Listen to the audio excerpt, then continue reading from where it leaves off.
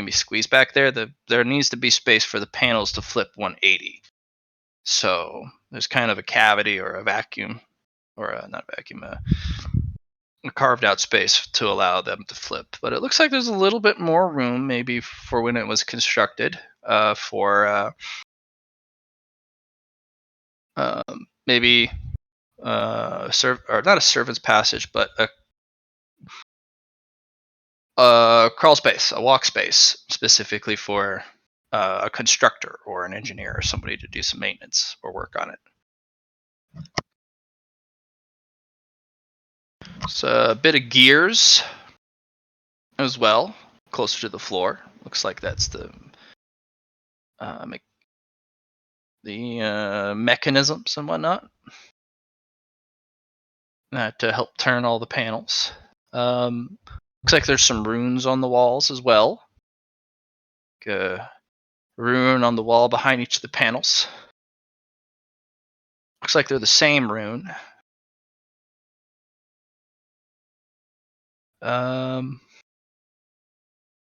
Not brick behind the panels that flip.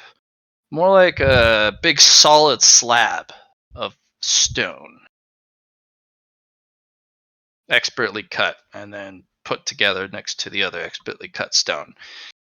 It almost has... It's almost imperceptible, the little crease between the stones.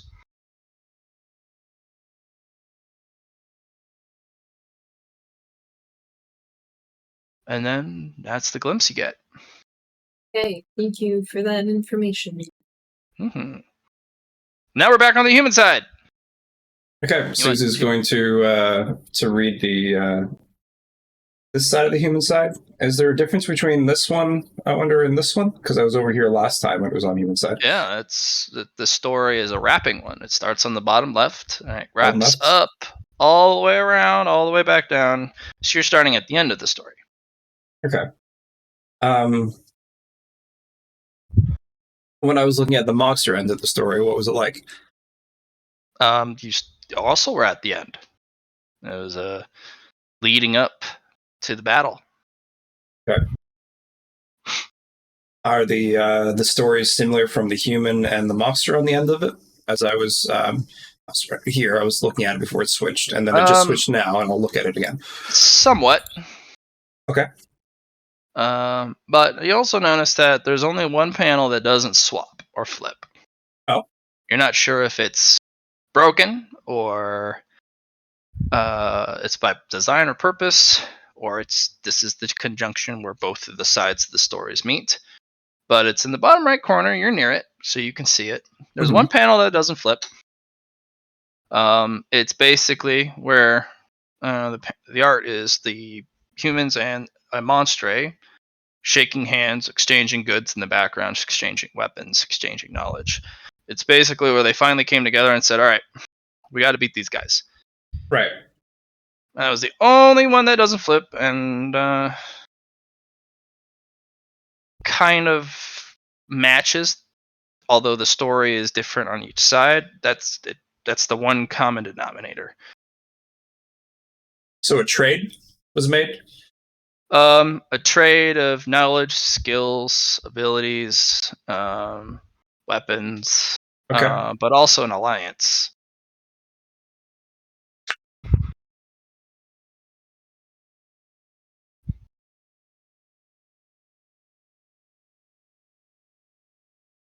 Chibney, thank you for that. I'm going to start reading this side again.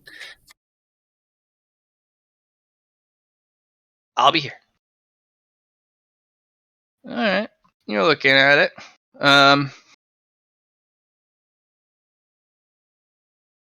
It starts with darkness, as it usually does, and what comes from it is a creature of horror that comes between the spaces and emerges and eventually whispers into the ears of the humans, promising, cajoling. Sometimes violence, sometimes not. But it's a kind of a story of when the demons arrived, and they didn't. Some arrived with fanfare, with noise and um, forces behind them with violence, but many arrived in secret. Many arrived quietly, and the story you were kind of reading as you kind of walk up the wall is the story of humanity kind of falling apart. Um, and this also includes human-like races as well. So any of the dwarves or elves, the giants, even dragonkin. Um, the demons have kind of spread their forces kind of far and wide. Each seem to have their own little purpose or objective or goals. But eventually, they discovered the demons by kind of revealing the plot of one of the whispers, and they kind of tore off his disguise after they kind of set a trap for him, and they spread the news. And by all accounts, it should have been too late. The demons have kind of pulled together their forces in the desert, or what used to be the desert. Mm-hmm. And the humans and all human-like races were so fractious because of the machinations of these demons that there was almost no hope for them to come together to fight as one against the common enemy. But the panels show kind of major scenes of humans and human or other sentients, and they strike down their foes and eventually overcome difficulty. And eventually repair broken bonds, or certain groups had to be stamped out due to their corruption and the danger that they pose. And as you kind of make all the way around, it's just kind of the story of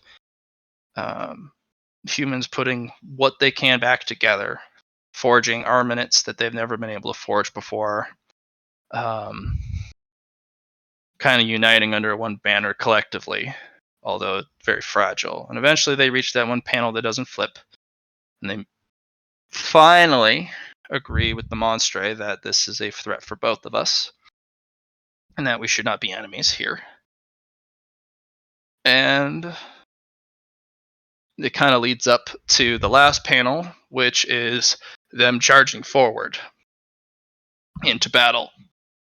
And the battle itself is on the mural on the ceiling, which is really hard to look at for any longer than a moment. And when you look down, you kind of forget what you see. Okay. Yeah, there's a giant mural on the ceiling. Covers the entirety of it.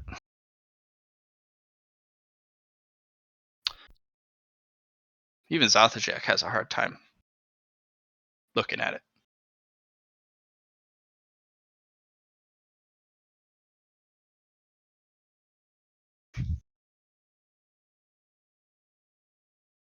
Does the mural go all the way up to the ceiling?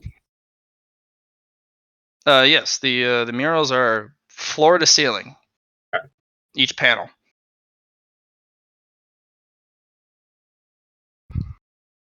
Okay. Itzy, what are you doing? He's gonna go a bit slower this time, looking through his book. Okay. Just to make sure. Look once, look twice. Can't figure it out. Then maybe it's not there. Okay. Question: since we're surrounded by Earth, does my element affinity help me here? No. I just wanted to make sure. No, not this time. Not looking through a book. You gotta ask. True. But if it involves a book that does not have anything to do with Earth, normally elements don't help reading books unless they are of that element. And Zeki's books are not Earth. It's fair. Okay. All right.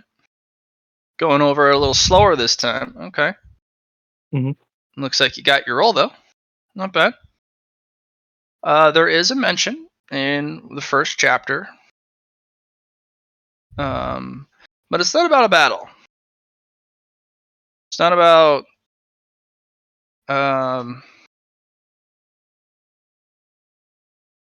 it's not about what you would expect to see the aftermath of the from a great battle as such as this.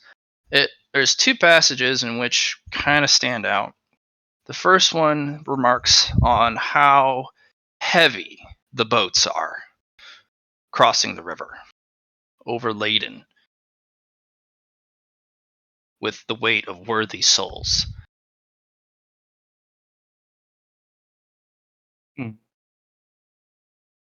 And the second remark is, never have I seen in all my millennia the shores of the fallen, which are the recently dead, lined front to back from one end of the shore to the other. There was no distinguishment between the races, for they stood rank and file shoulder to shoulder to wait their turn to cross.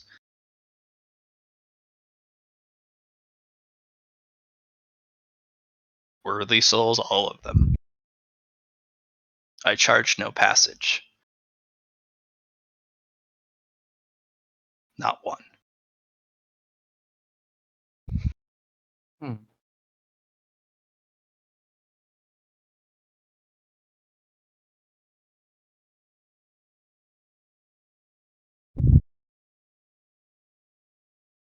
It's the only remark that you got from Zeke.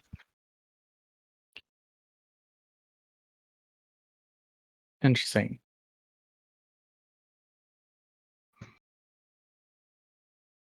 All right, guys, I have a crazy idea. Yeah. I think that dark place, or that dark mural, is the doors to the other realms. Oh? Yes. I think each one of these acts as a key to attune a gate. And then if we want to get back, we need to attune if we want to get to the realm we want to go to, maybe hold the key up to the gate and then step through. And if you don't do it in time, well, whatever happens, happens. Well, think of this. This is your beholder speaking. That may be, but I do not believe that this black mirror on the back is so benign or has such a feature. In fact, studying it, it looks very similar to a couple of things I've come across in my travels, in my previous life, obviously. It is not something we should interact with lightly or physically touch, for it will be ruinous, I believe, or so my eye tells me. As for the moats, they have a very important purpose. They are our keys here, but we were given 10. We must use those keys with purpose. Not one should be used without thought. They should be considered before their use. I have an idea. Mm. I think everyone should go around to the mural and we try to see if there's any similar are unchanging panels when it changes. I only And saw the one. You Yeah, it looked was through the one. whole room when it changed? He kind of wiggles his eye stalks. Yes. Okay. Right. This is why your species only has a couple eyes and sees very little. I see all, or I used to see all, but I see my surroundings with perfect clarity. Okay. There's only one panel, and since it's been moved and flipped, it's very interesting. That panel is actually fixed in place behind the for the mechanism, how they built it. It's actually fixed. There's no gears or device turning it. I just feel like it's a clue, if that's the case. If there's only Well, one. it might be, because there's not a lot of space behind the panels, especially if you were to sneak your way in when the panels are flipping. There's a brief moment for someone quick to sneak through and stalk the periphery behind the panels. Right. But when the panels flip, you might get crushed. It's true. If you're trying to stay back there, that might be a safe space. I don't know. Or maybe it's a death trap. Maybe they put spikes there, or shooting poison darts, or I don't know. Or maybe there's a control mechanism behind there. Injured will go. Alright, we have a volunteer. You've heard it first. I'm not volunteering going back there. Mm-mm. Not one to delve into the secrets. Oh no. You have your fodder go ahead, and when everything's clear, you then go and provide your unending wisdom and knowledge, which you collectively can't afford to lose. As in, you can't afford to lose me here. So, with that said, yes, I agree. Go on. Go forth. Go Or behind the panels. you could send your moths in, Indrid. Or that too. Injured will send moths. And I can send some spiders. Very good. Yes. Use your things to get information.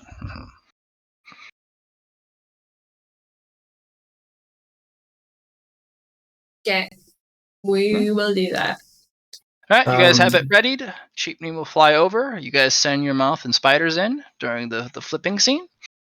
And yeah, there's a bit of a walk space behind there. The runes are glowing faintly, which provides just enough light to see by with dark vision.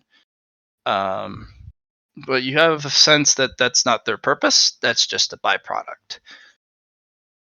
The light is a There's byproduct. The light is a byproduct of the rune. Okay. It definitely is not just there for light. Susie will start to will actually sit down and meditate, and then she'll start writing in her mind palace of the symbols that she sees. It's just the same rune. Same rune the whole time. Okay. Yep, behind each panel, dead center, dead middle. Okay. It's about chest height for normal people, which is dead middle of the panel. Susie will write that down, and then she'll go over here, and then she'll do. Is it a? Can I take this in my mind palace, or does it require the willpower test? To pull take the copy of the symbol. Whenever you try and write the symbol on the page burns up. Oh. Once you've done the final scribble and you're like, I have got it. Burned. Can I try not finishing it? The page rots the moment you pull your finger, you Hand pull it up off it? but don't finish it. It literally rots, and you feel like you've done something terrible, something wrong. Okay, let's finish it. Does it burn up then? It does burn. Okay. And the smell of burning rotted paper. You've corrected your wrong, but oh god, that smells awful. Interesting. I will present this information to the party. Yep, that is the gods' language. They have their own runic symbols. They have their own alphabet and everything. A certain somebody here might have a little bit more knowledge about that, don't they?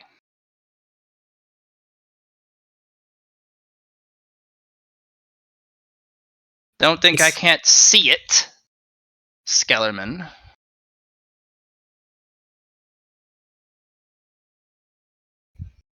Eatsley, you with us? Oh, yeah, sorry. I'm willing to look at him. I'm like, do you see my math? Do you want to see my math? I want to see it. I just know that you do it. And that you would be the one who understands what that word is. All right. And that you cannot just write it upon anything normal, yes? Must be done with special care, special tools. High quality. Yes. The rune is by itself just says preserve.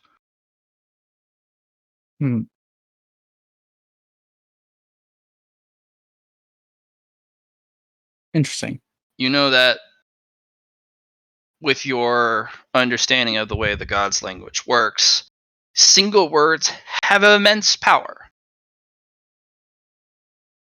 Just as a sentence or multiple words together all have immense power. But single words, they're very basic and they just do one thing. So writing the word preserve behind each of the panels preserves them throughout time.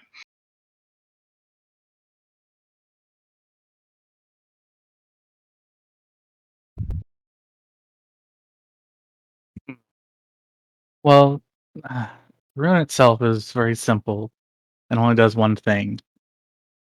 And it just preserves everything in this room. Or the panels, at least. See, I knew he knew his math very well. It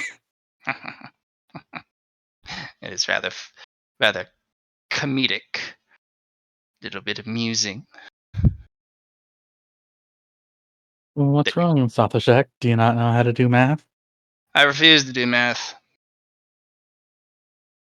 I will not stoop to their level.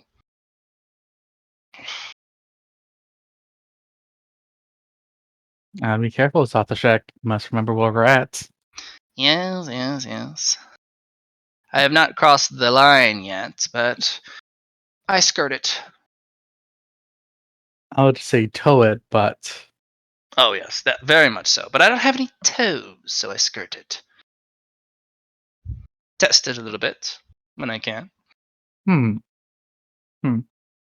know the other languages. This is the one that I chose not to learn.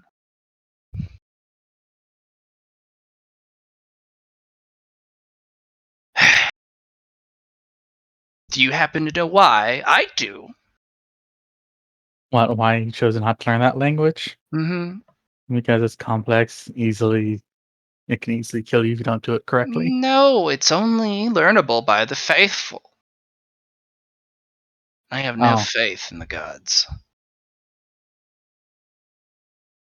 I was assuming it was too hard for you. Oh no, it's far too easy. I learned the demon language, if that helps. Show you how difficult that is. I've been learning that as well. Yes, see, it's not too beyond me to learn difficult languages. I just choose that one because I don't show any faith or piety for those who sit up in their fancy clouds and dictate the world to us. But only the one I worship does not sit on clouds. Whatever sitting instrument in which they wish to plant their posterior regions.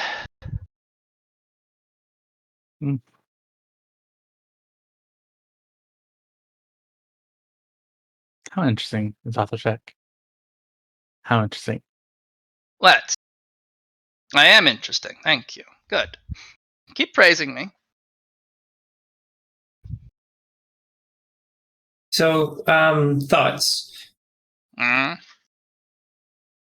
If the mural that doesn't change is about trade, I think trading is like Eatsley said earlier, something how you get one of the Why items. stuck on that?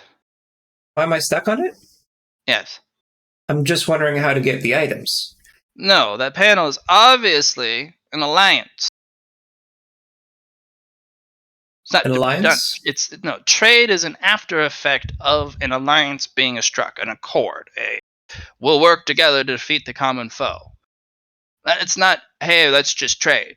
No, look at the connotations and the specific details they put into that panel. It's not the trade of knowledge, resources, and whatever is in the background, which shows it is not the most important, but it is of mention. The thing in the foreground is usually the thing that we want you to focus on, the most important concept, which is the alliance. It's not just a trade alliance because there's a big battle. They need to work together. Now, If it was just trading, they never would have worked together, and then that would have been it. The reason that all of these individuals in this room are pointed one direction is because they are in an alliance, then? They're all going towards a common enemy? We have not figured out why they're facing in a very specific direction. But I have my theories. Of course. No theories for that. That they still hold rank and file ready for orders. That the direction they face in is the direction of where the battle is to take place, or has taken place. Their watch is not at its end, and they wait.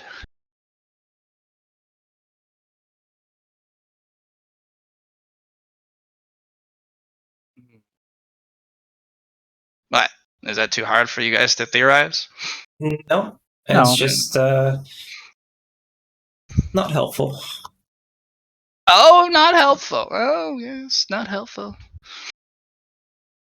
And if they were to face all different directions, would that be helpful? Or would that just further confuse you? No, it just wouldn't give me the idea that I had. That's all. Oh, and what is that? That you're supposed to be able to turn them in specific directions? No, not at all. It's the moats. The moats. Why does that mean anything? All of these different things have certain element types. The creature themselves was the holders are either a certain element or their weapon was, but they are in opposed to, the element. Why else were the soldiers facing each other if they were not in opposition for the element types? Well, none of them are facing each other, so you need not worry about that. No, but we have moats, and all the moats are, different elements. We have 10 moats. We have 10. One of correct. each of the core elements. Yes. Just 10. And some of these things, I'm sure, are of multiple elements. Some could be just one specific one, like water or wood. But what is it waiting for? The opposition? It's like you said, soldiers are waiting for something. All rank and file. Now, if it is not the opposition that they are waiting for, are they waiting for their allies? Or similar type of element to get them? Commanding officer waiting for the enemy to arrive. So if they're waiting, if they're waiting for their commanding officer, maybe it's a similar element. If they're waiting for an opposition, maybe it's an opposite element. Well, maybe this is their tomb and this is their rest. This is definitely their tomb. That is in the name. Yes. So, well, technically, it is not a tomb. It's not in the name. It's the temple of the lost soldiers, not a tomb of the lost soldiers. You would not do very well in dungeon diving, would you? You would be the one that went, look, I found a thing, bloop, and then squish. No, that's why I have everyone else here to help me out. I'm not making the decision. I'm just What about talking. you, rather bright eyes in the background, trying to spook us? Huh? I'm just here to spook. Nothing to spook. Oh my gosh, I'm surrounded by idiots. All of you. I'm going to die here with all of you. Unless I solve this. Oh my gosh. Oh my great void eye, this is going to be a trial. Trial of patience. Of skill, knowledge. Relation. Which I have. Now, Sothisek, you have figured out why we've brought you that. yes, I have to do all the heavy lifting. Oh.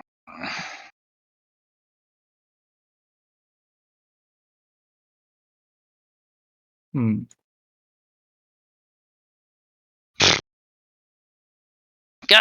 Go. Leave me to my thoughts. I must solve this.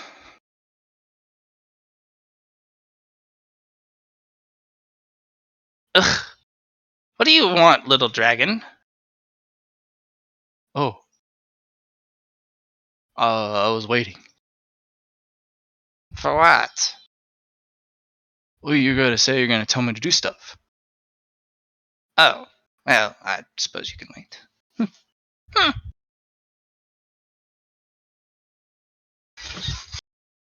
Alright. Isley, do you still have all 10 of the motes? Or the Yep. wisps? Yep. Alright. Remember, you have to keep your hand floating, or hand palm up to hold them. Yeah. If you don't have your palm up, they stick in place. Yeah, no, and I'm gonna make sure they're my hands constantly palm up. But he's just gonna look at the statue. And he's gonna pull out his writ. Okay. And look at the statue and go, I seek passage to the underworld. Nothing happens.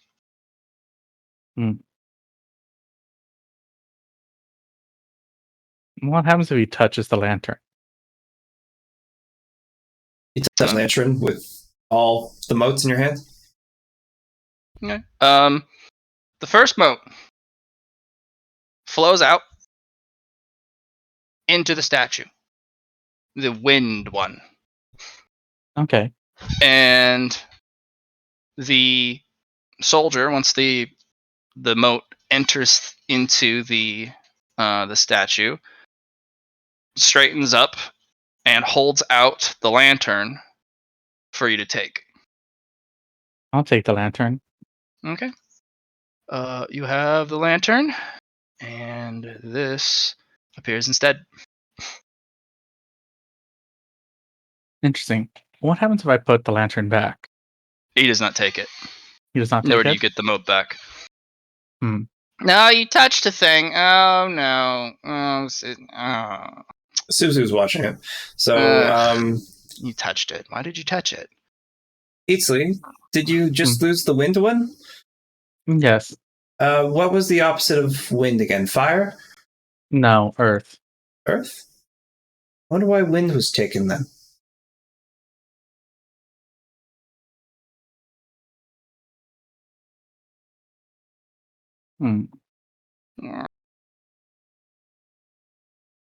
Like that. That produced a rune when you just okay. So it took it, and then it gave you the object. Interesting, and you didn't have to trade for it, but you gave up one of the motes, which means 9 are left.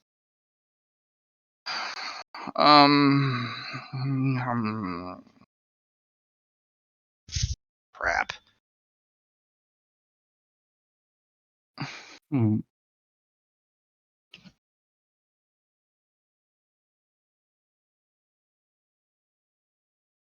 Hey guys, looks about a third of the oil in the lantern is gone.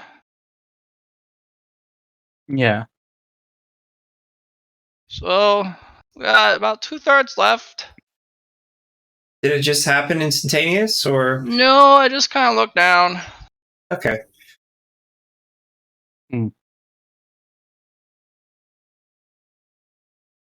But he's just gonna kind of like look the rune. Let's all check. Do you recognize this one?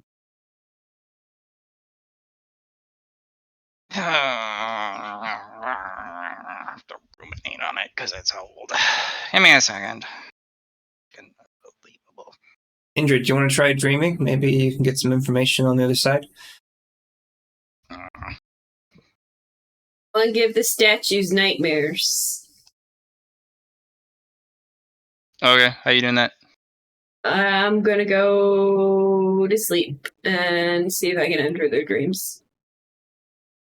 No, you go to sleep. You are not in their dreams. You are in the mural above, and you are caught in a kind of, lined up, and they kind of bring you over with some other fear bringers, and they're like, "Bring her fear. Not Don again. your weaponry." Uh. And they kind of bring you over this this little chest, and they open it. It just reeks of just fear, and there's a set of armor with twisting faces, screaming in pain and horror. That's You kind have of a neat. breastplate and a helmet. It's all made of this black lacquered substance, and there's a from the helmet where it covers there should be a face covering, hangs from little chains, is this half bone mask that looks identical to the one that you picked up all those times ago, the rattlebone mask. It's actually a part of a set, part of a helmet piece. And they give you several weapons, one of which is this kind of curved blade, and when you swing it around, it kind of echoes and just makes the air scream in terror. And they give you this kind of skull that kind of pulses and thrums with malicious, cackling energy.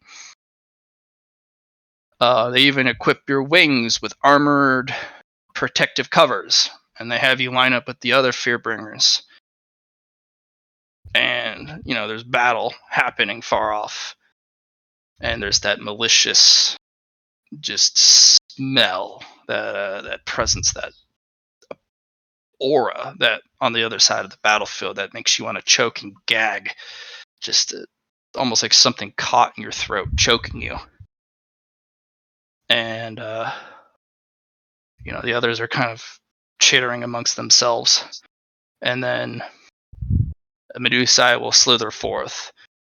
The time is now, bringers of fear. We need your help to suppress the quadrant region known as 4, which is located there. You are to seize up the troops there, even if it costs your lives. We cannot afford to have that fall. Work with the humans if you can. But if you need strength, drink upon the fare of the dying. Good luck. May the gods grant it, and may you survive what's to come. And the others just kind of take this guys. Do you go with them? I want to try and pull my own spooky bone mask into the dream. It's already there. It's equipped to your helmet. It's the same one that I have in real life. You think so? I kind of want to see if I can sort of merge them. Well, there's nothing to grab. It's already there, and you got the helmet. And the Medusa's like, "Are you not going?" I'm going. Fly off. And you reach a certain point as you fly there that you are kind of a passenger. And there is a behemoth that kind of walks that is basically absolutely crushing the defensive line It is a creature of too many arms, too many hands. It actually hurts to look at because even just the smallest move reveals that it is not just three-dimensional; it's multi-dimensional. There is more superimposed on the frame than it should be. So when one hand strikes, dozens of others come crashing down. And your squad pushes forth. And I want to open the ground beneath it the way I did in that other dream. You are a passenger at this point. You get to watch the battle of the one that you are possessing the body of and encapsulating. Okay. Yep. I accept So this. each of you kind of takes a formation and brings down the Great Fear, which is an ancient technique that the Fearbringers know. And you guys basically emit the great fears of the living. Each one of the Fearbringers picking a fear, like fear of death, fear of loss, fear of the unknown. And they all throw the embodiment of fear of these, and it all coalesces at the same part. And the giant screams and is throwing its hands around with far too many. And you were told to hold the formation, and it kind of snaps its head back and forth, thrashing, and eventually you could see a crazed moment of just pure madness come over this thing, but a moment of clarity, and it reaches out with its many, many hands and goes to smash between two hands each of the formation bearers. But just enough time for a spear launched from behind the lines to put a hole through its chest. The Fearbringers fall, but so does the creature. And you kind of wake up with a start covered in sweat, like, and your bone mask is on, like, I will have you gain 2d10 insanity. You should look for a spear. Alec, maybe there might be the same spear in here.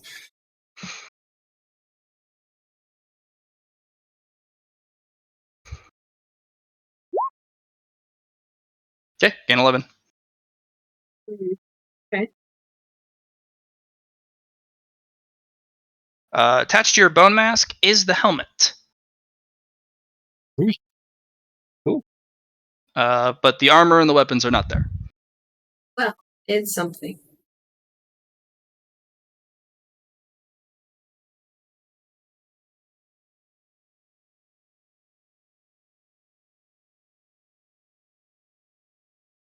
How much insanity do I have to gain to start feeling it again?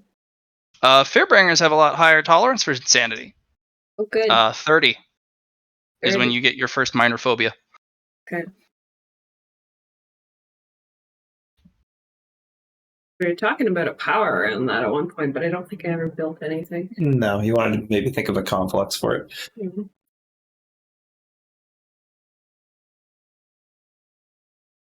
Yeah. Zathajek's eyes turn at you. Oh, little Fearbringer has looked into what they should not have. Fascinating. What'd you find out? Tell me. There is a big thing with lots of arms, and I got smushed. The great demon Hecatoncheires? Bless you.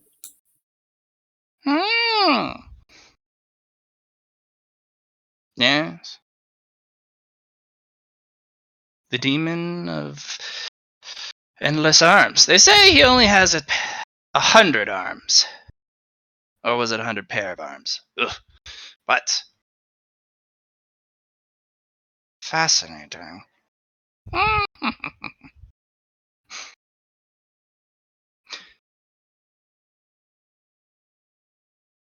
Well, each one of you go do something like she did. Get some clues, quickly. This cool hat. I got us a clue. I'm gonna look up.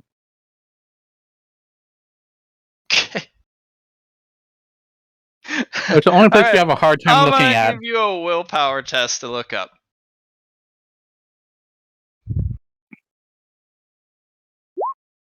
Alright. You're pulled into a dream, or pulled into a situation. You're a Skellerman. But the position in which you are looking is skewed to the side, like your head's sideways. And then eventually you're deposited on the ground like, ow! And then you assemble yourself through the Skellerman technique.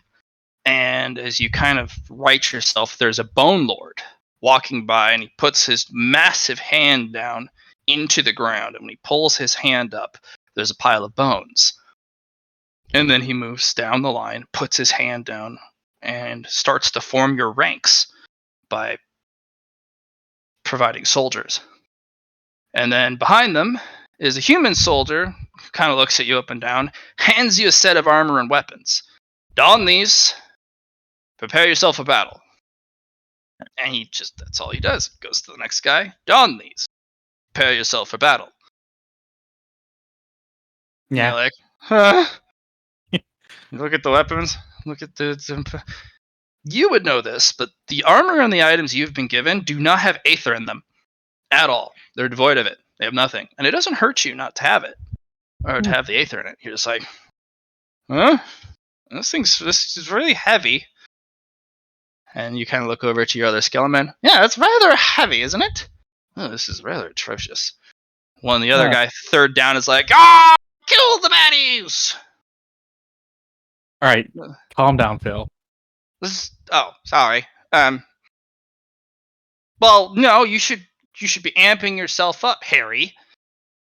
Look, all I'm saying is a calm mind is clear in these situations. I don't know. Well, maybe.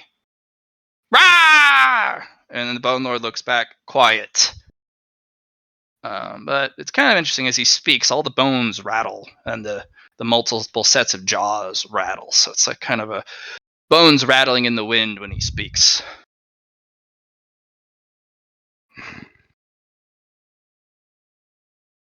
And he creates about 1,000 soldiers, which all are armed, and he's in the middle. And you all kind of walk rank and file as he lumbers forward. And you guys are led into the wedge formation, very tip of the spear, and you crash into the enemy, which are shapes that almost haven't really decided what it wants to be.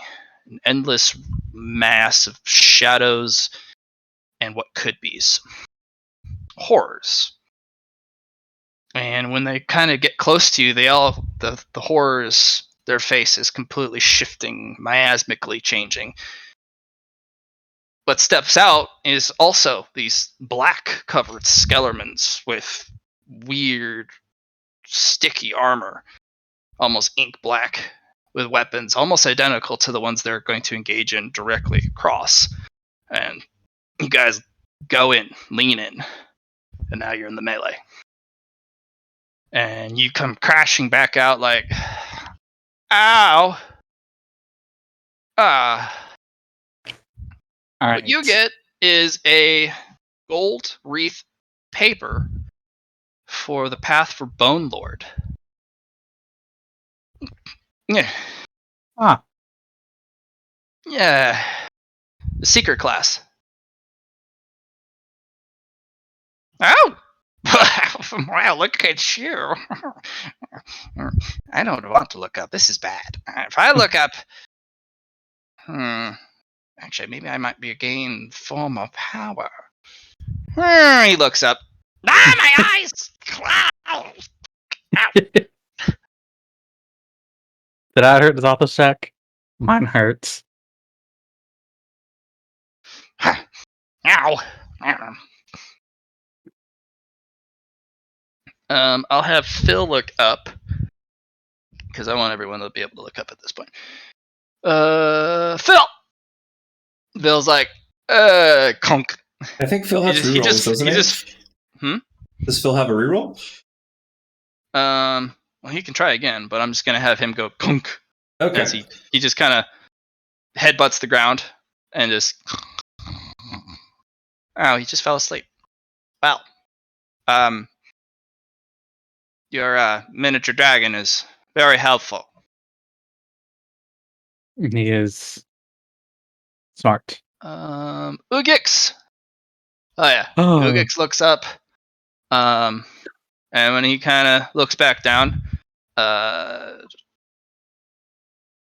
there's kind of this miasmic mist that comes off of him. And his eyes kind of dart around with a lot more intelligence than they used to. You good there, Ugix? He just nods. Terse. Assertive. Yes. Without saying anything. Just, Good job, Ugix. And instead of moving and he drags and shambles itself, it lurches instead. With kind of varying degrees of speed. Going, speeding up, slowing down. It's very much different type of walking.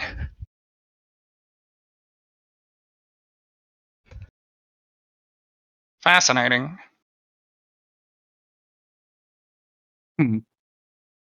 Susie's going to sit down and meditate. And then she's going to use her seer ability that allows her to pretty much go astral and move up into the... Your precog thing kicks in. Mm-hmm. That's death. That's death. You will not get your astral self back. Your soul will be stuck in the painting. Okay. As your astral protection precog ability slaps you across the face, like, no, don't do that. Stop. Okay. Second question. Did our fate points reset for the session? Nope. Okay. You're still in the dungeon. Good. Still in the dungeon. And that will be the common rule. If you guys are in what can constitute as a dungeon or mid-mission, then no. If you're in a dungeon that allows you to leave and you successfully extract yourself, have a rest, then yes. Yes, they do. But you got to end the session on a rest outside the dungeon to do that. Sounds good. Susie will... if you meditate for the 45 minutes and use the fate point restoration power, that's different. But that's also you wasting time you don't have. I know. Depends. Susie will look up with her astral self. You just were going to do that. No, I was going to go into the painting, you said. Okay. So that doesn't work either. Oh, no. You get the feeling, don't separate your astral body or your astral soul from your body when you look up. You need the protections of your physical vessel. Okay. So you don't lose your soul. Okay. Sounds good. Susie will open her eyes and touch her face, and then look up herself with her eyes. Willpower test, please. Sure.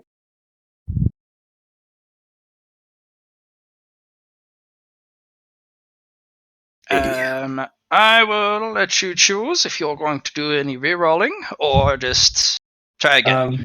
Indrid, can I borrow a fate point? Yeah. 80. Susie. Oh, 22. Wow, there's a big swing right there. Okay. As you look up, you're pulled in. You are currently in kind of a logistics area. You are kind of hurried back and forth between people who need help.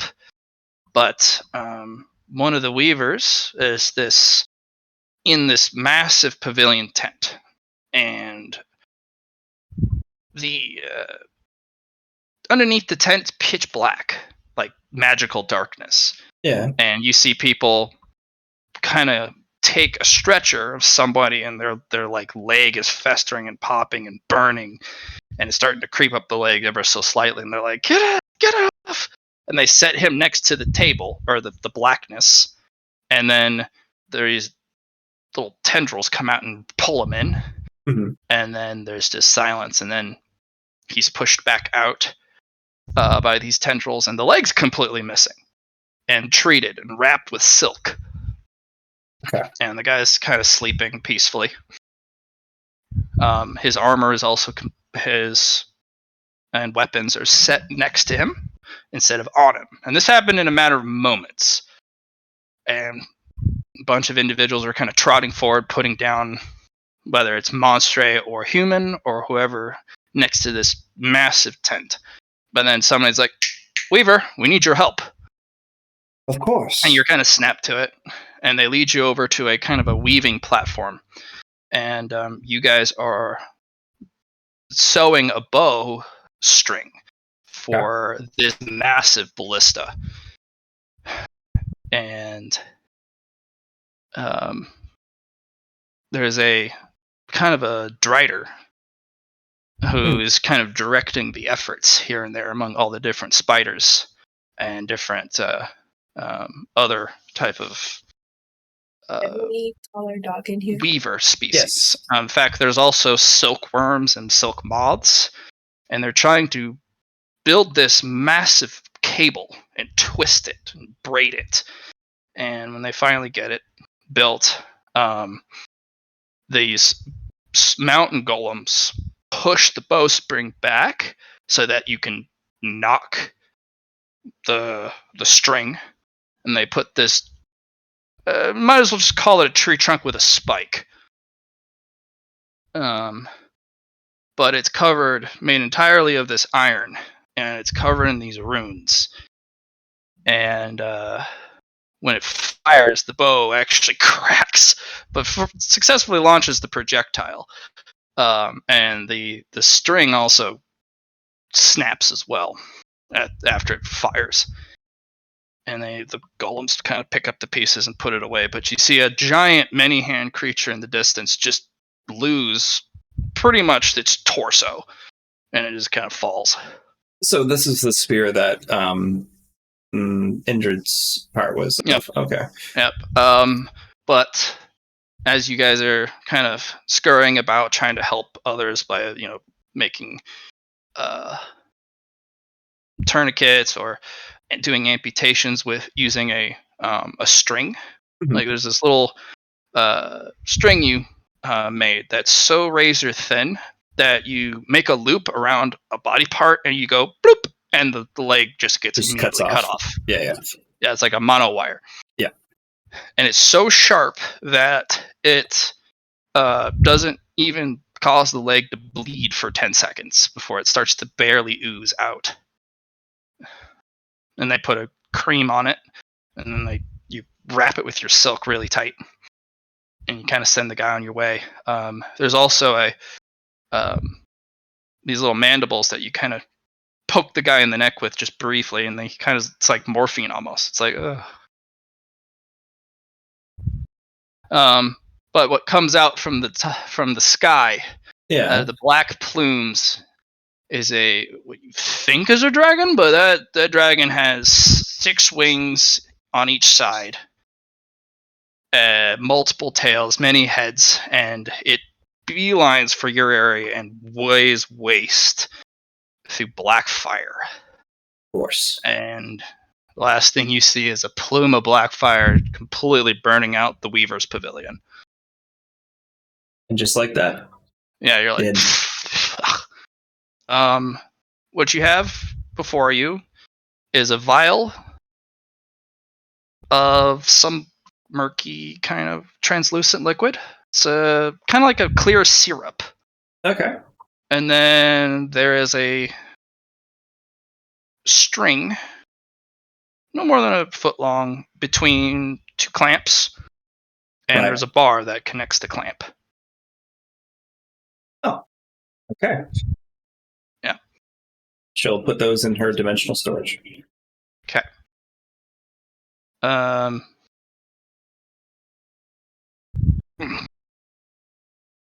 Blah.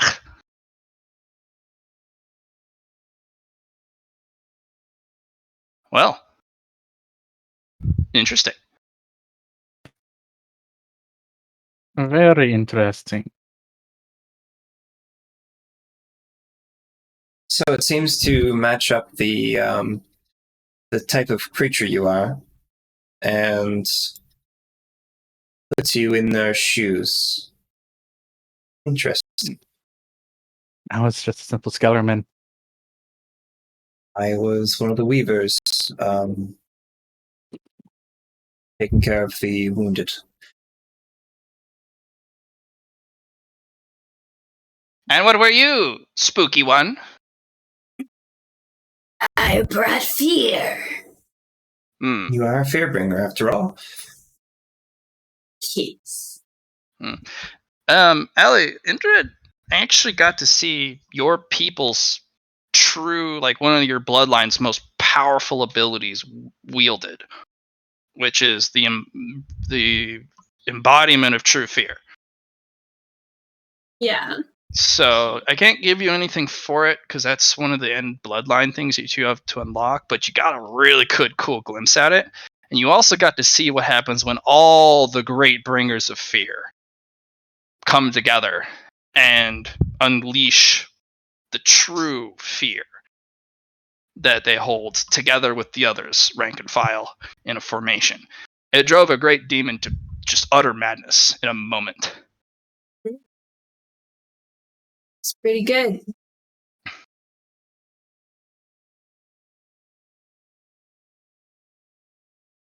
So I got this cool Okay. helmet. At least I got this cool helmet.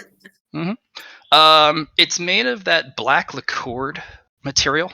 It's kind of like a Roman helmet where it comes back in plated pleats and then comes out at a has a little bit of a lip that comes out, and the helmet does go up and over, and it has this visor that comes out a little bit, and that's where the mask hangs from.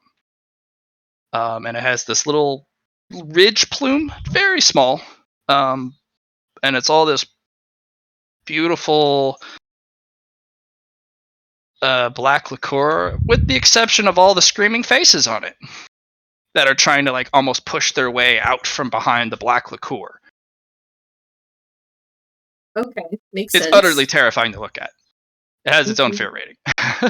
Excellent. What's its fear rating? Fear rating 1. And it connects with your bone mask. You'll have to look into the stats of it a little more, but that is not a weak item. And you also know it's part of a set. It's a set item.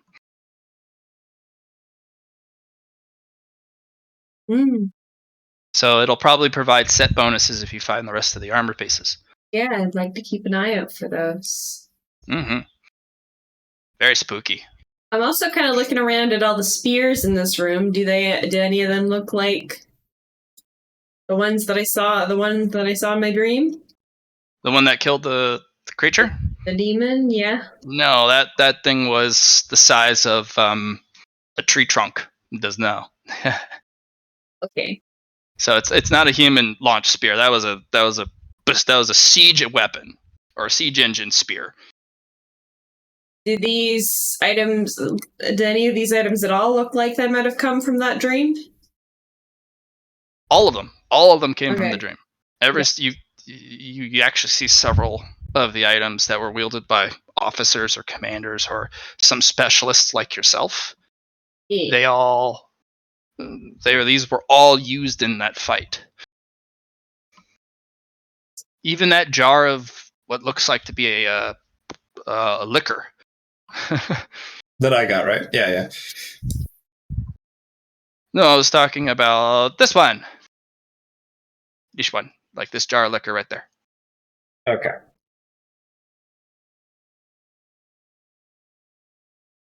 Yeah, which is in the hands of that soldier, and it looks like a liquor jug. So.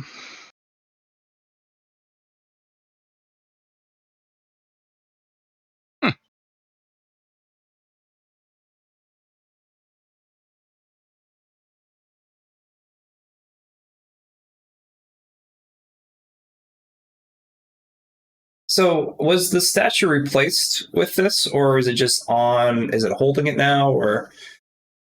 No, it's superimposed. So any direction you walk, you can always see this this rune. And even if several of you stare at it from different directions, you all see the rune perfectly facing you. Okay. The soldier actually just kind of one arm goes down to the side, the other one does a fisted breast salute. So Mhm. And they just kind of stand there at attention.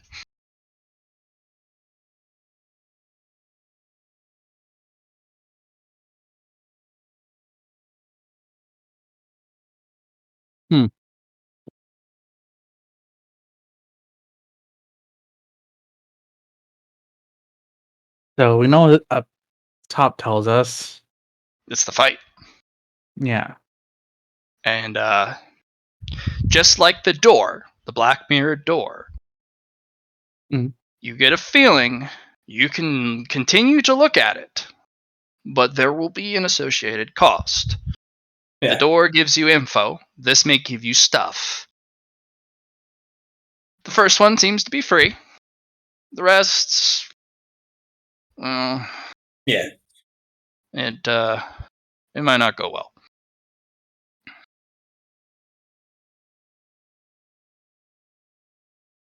Hmm.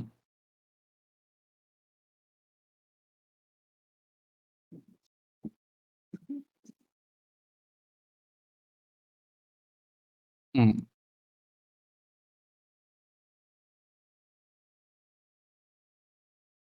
AC's gonna walk around the wall and hold the lantern up.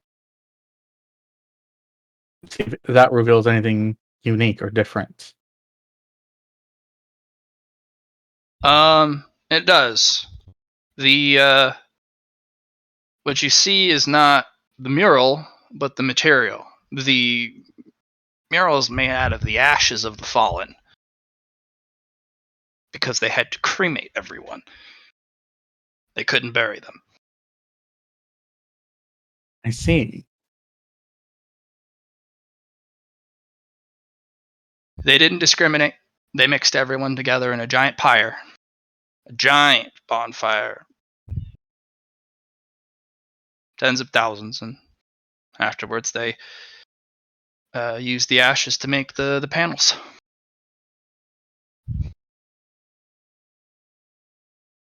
And what happens when I Yeah. stand And near as the you're door kind with of it?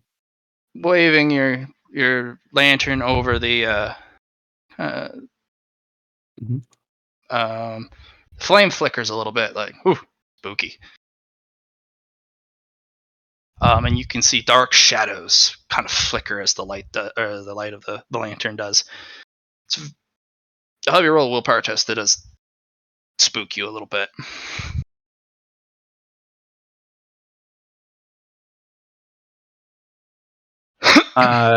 Do I get my patron connection to Ziki here?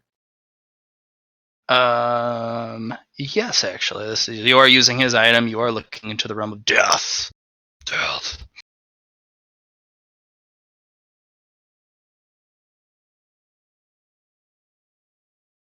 Okay.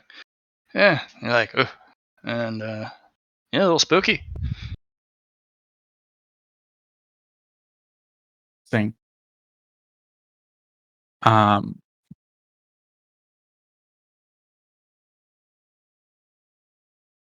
And if I stand near the door with it, does anything else happen? When you do turn away from the wall, one of the you kind of look over at one of the you catch it out of the corner of your eye. One of the helmets is the heads of the soldiers is actually looking at you, and when you kind of blink and look at it, it's just a statue. Which statue was it? Where are you located? Before you got to the door. Before I got to the door, I would have been like slowly, like kind of like working my way around the room. It was this one with. When you turned to go do the door, you caught it just out of the corner of your eye, and then when you actually looked at it, it was just looking forward like it normally does.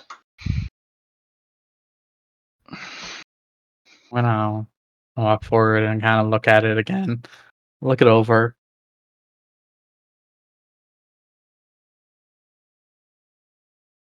Satoshi, did you say you knew what this gauntlet was? Yes and no. I pray it is not the thing that I think it is, but I think it is of what it is, which I will keep to myself for now. Because this thing was following me. No. Well, we do know that the statues are not so simple, yes? Yes.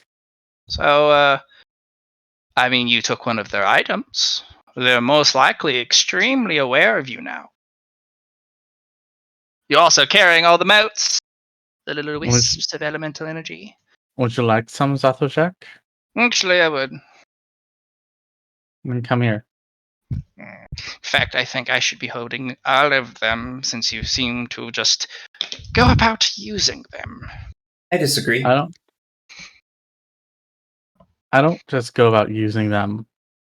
We had to figure something out and perform an experiment. Yes. I think you should let us know next time, though, Eatsley, instead of just doing it. Just like, hey, just a little heads up would be nice. Phil wakes up with a start. Oh, hey. Morning, Phil. Hey, how's it going?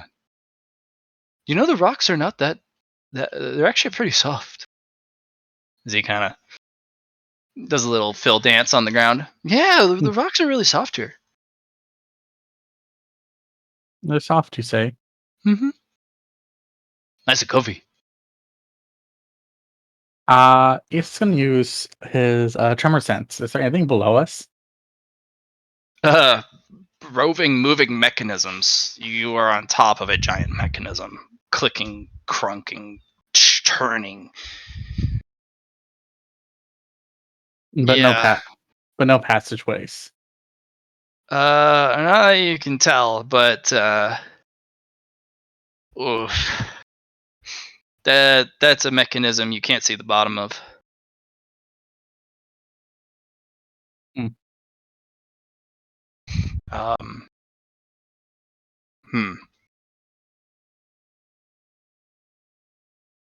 But I'll give Zatoshek fire and water. Good.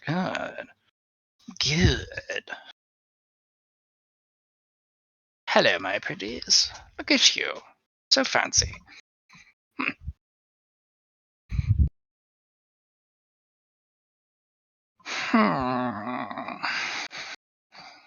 Wind is missing. Which... The item you pulled has nothing to do with the wind element, does it? No. Hmm. You and I both know this. Yes. So what does that mean? Does wind help fire? Yes, it does. Wind complements fire. I do believe the lantern would be a fire-based element, right? No. Normally, yes. But it's death in this case, right? No. It doesn't have an element. That's It's elementless? Okay. No, he's right. Anything from his realm is without element. It's without aether. That too. So it didn't... Then I'm not sure. It's actually one of the... I suppose you could call it clever. It would be a control mechanism, a control test. Because it's the only item without aether in it. And the only item here that I've also seen that has no elements. So it's a good control element, or control test. because unfortunately, we are running out of time. As he looks at the half-empty lanterns. I have chosen one of these items myself. What about the rest of you? I'm sorry, I missed that. What was that? I have picked out one that I'd like to take. One of the items.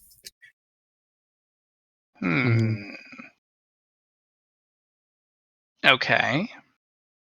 I'm not sure. You should be very careful which ones we take out. Which one are you thinking? Go ahead and put a circle around it.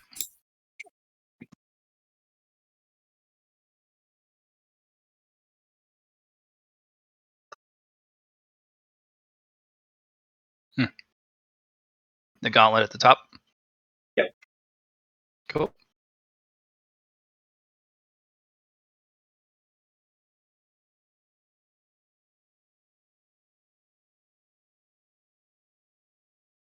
I think that's funny. It makes a perfect line. I want to look at Zaltashek like, really? Is this what we're talking about? No, I just thought it was amusing. That's all. This is the way they line up like that. It's just that you pick this one, it's gone. He wants that one. It's by math, actual math, that is a perfect 45-degree angle. Yes. Does that have anything to do with our particular situation right now? Probably not. No, not at all. Mm. Unless that would be a curious thought. It would be very unfortunate for us, but it would be very curious. I'll ruminate on it. Go about your business. Try not to touch anything.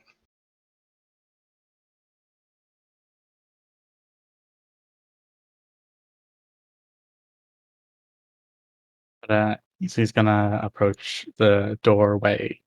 Okay. And hold up the lantern, see if anything happens. But far enough away that if anything popped out, he'd have enough time to step back. Thousands of hands reach out desperately to grab the light. We're gonna step back. Like, And nope. They all seep slowly back into the black mirror. Huh. Those people are trapped. I want to look at the black mirror with my lantern eyes. Yeah, you haven't looked at it yet, right? No, I have not. Look at him. Well, I'll have you roll a willpower test to start. That's a good start. We like our willpower test. Mm-hmm. Yeah.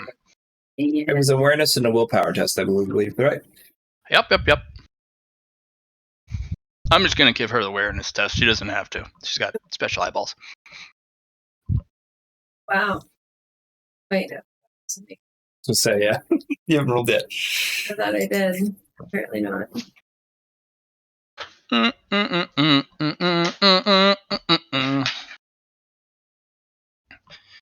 all right, let's see what we got. Mass willpower. Okay. Well, Allie. Yeah. Sorry, I didn't add my thanks. I did pass that. I swear to God. I know you normally have a very, very powerful willpower.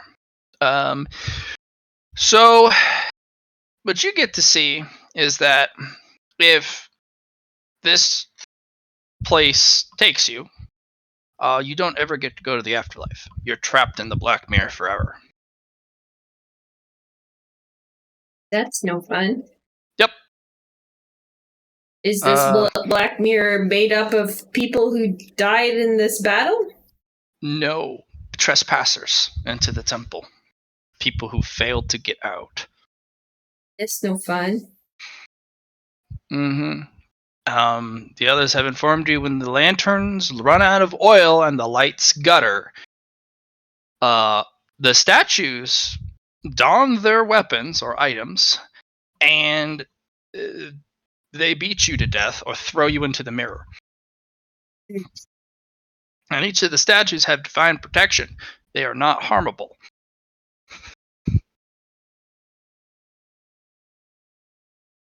That's no fun.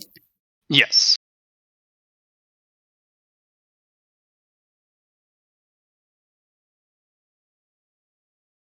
It's almost an escape room at this point.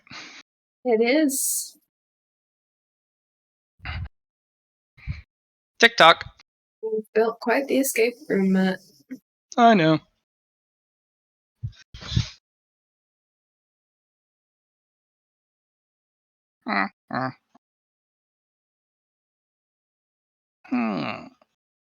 Oh, a book. I like books. Won't even let me read the title. House. So when our critters went back there, they found a room, right? But what about the passage from the builders? Did we look into that? No, just seems to be there's a little bit of a space around the edge. There's no hallway or anything. There's a little bit of space behind, or there's a lot more space behind the one panel that doesn't move.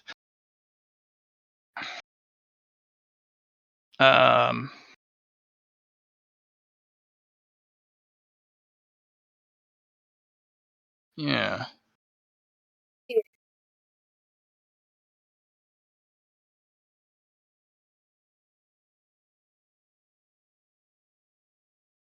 Does the space behind the panel that doesn't move look like it was constructed more recently, or was it built at the same time as the rest of everything? At the same time. Yeah. It looks like that panel is not designed to flip or move at all. It's just here in place. So the space behind it is still there, which is the same as the space behind all the other moving panels. But since this one doesn't move, well, it's got a lot more space. Especially when the panels are flipping, you can kind of just hang out there. As for kind of, it's also a safe place to put your feet because there are open mechanisms on the floor. And those look like they control how the panel flips. So there's a little ledge at the back for the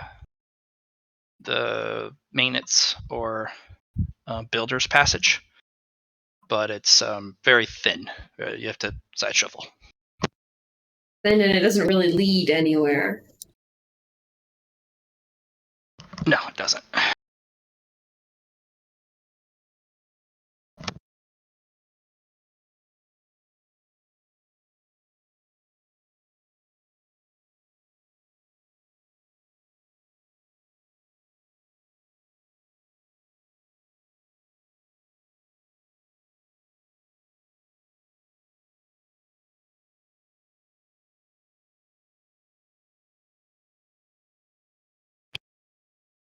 Susie is going to look up into the top mural again. And this time she is going to roll a bone coin for it. You want the willpower again? Yes. Wonderful. And the bone coin? All right, we got a 100. A 3. Righty. Yoink. Well, looks like this is character death for Susie, guys. GG, well played. So you were pulled into another person. You were kind of sitting in a meditative stance, looking straight up at the moon. The moon's not there. It's obscured, almost terrified of what's to come. You could feel its connection. And you hear kind of a murmur around you, one that's getting closer and a little louder. And when you kind of crack an eye, it's actually your assistant. Traces, it's time. We can't wait any longer. We must go now. And you kind of close your eye again and nod. Slowly get up. It's a human. Donned in Adirondale's blessings, trappings, armor, weapons. The bow, slung over the back, permanently manifested, which shows very much this is a powerfully attuned and connected faithful high priest of Adirondale, if not their high priest directly. And it's a moment where they sigh and kind of almost in longing and sadness. But they don their trappings and move towards the edge of the cliff overlooking the battlefield. It's not very high, maybe 30 feet up. And you reach up to the sky with one arm, and the priest your helper kind of looks at you. Are you not going to fire the bow? No. As the bow disappears into particles off your back and flows into the outstretched hands. I am the bow, child. I am also its arrow. And the guy kind of looks at it like, you're Adirondale's weapon, of course. And there's that knowing smile that you kind of, knowing and fond smile you give the assistant. And when enough light coalesces, you kind of squint at it. And there's a moment of resolve that flows through you. And then the armor dissipates. The trappings, the helmet, the necklace, the earrings, every single raiment of Adirondale flows, disintegrates into blue particles of moonlight into the outstretched hands. And it's not enough. As you look across at the lumbering shape of a giant demon. So she's gonna have to kill the herself. bringer of darkness. You know Right. this one. This is the one that's going to devour all light. The moon, the sun. And you close your eyes. And from the toes to the head, you disappear into particles of light. Right, because the moon element's type. And flow into the shape of a bow, which floats over to the assistant, and one single arrow. Fly true, I shall. Just point me in its direction, draw, and release. And with tears, the assistant draws a bow that he has no hope of pulling. And another of Adirondale's comes in to his back, reaches, grabs the part of the string, and they still can't pull it. And person after person, even a couple monsters, all put their hand on the bow and the string, and they draw it together. And it takes 10 people to pull this monstrous siege bow. And when they finally get it all the way pulled, they also realize it's not enough. And they all let go of the string and resolve. And they all flow into the arrow and strike the demon. And there is no one left on the cliff. Just silence. Well, that was a big sacrifice to try and take something out that would, well. And when it strikes the demon in the chest, a crack splits its chest plate.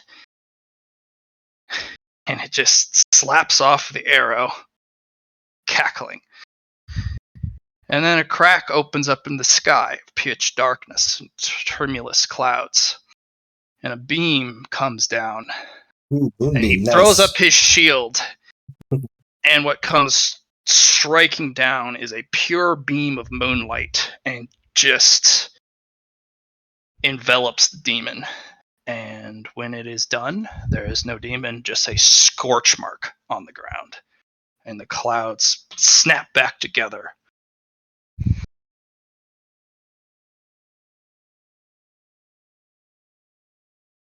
Well, shit. You will earn a Deerendale sacrifice. Okay. You can choose to give up your life Right, for an attack. for an arrow.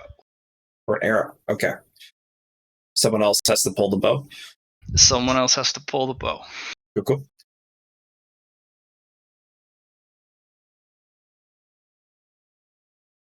Choose a stat, lose 10. Okay. And you're spit out.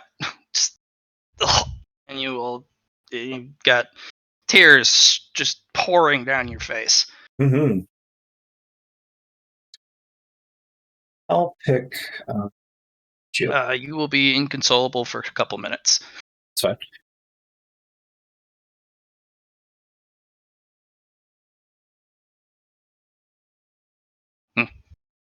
Phil will come over and snuggle next to you. It's okay, pretty lady.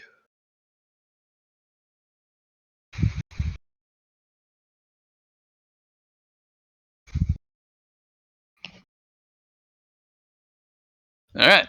It's like Yeah. Susie looked up and tears started streaming down her face, and when she snapped to, she's an inconsolable, sobbing mess. And feels comforting. Yeah. All right. Well, while they're an inconsolable, sovereign mess, I have to try and get us out of here sooner rather than later. E.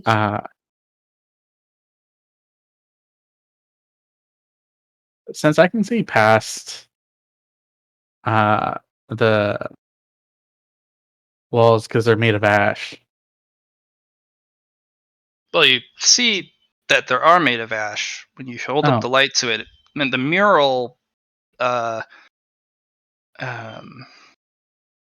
mural panels are made of ash, and when you shine up the lantern's light to it, all the artistry goes away, and it shows you what it's really made of, but you don't see through it. Okay. And the stone in the builder's passage is actually pure stone. It's just there's nothing special about it.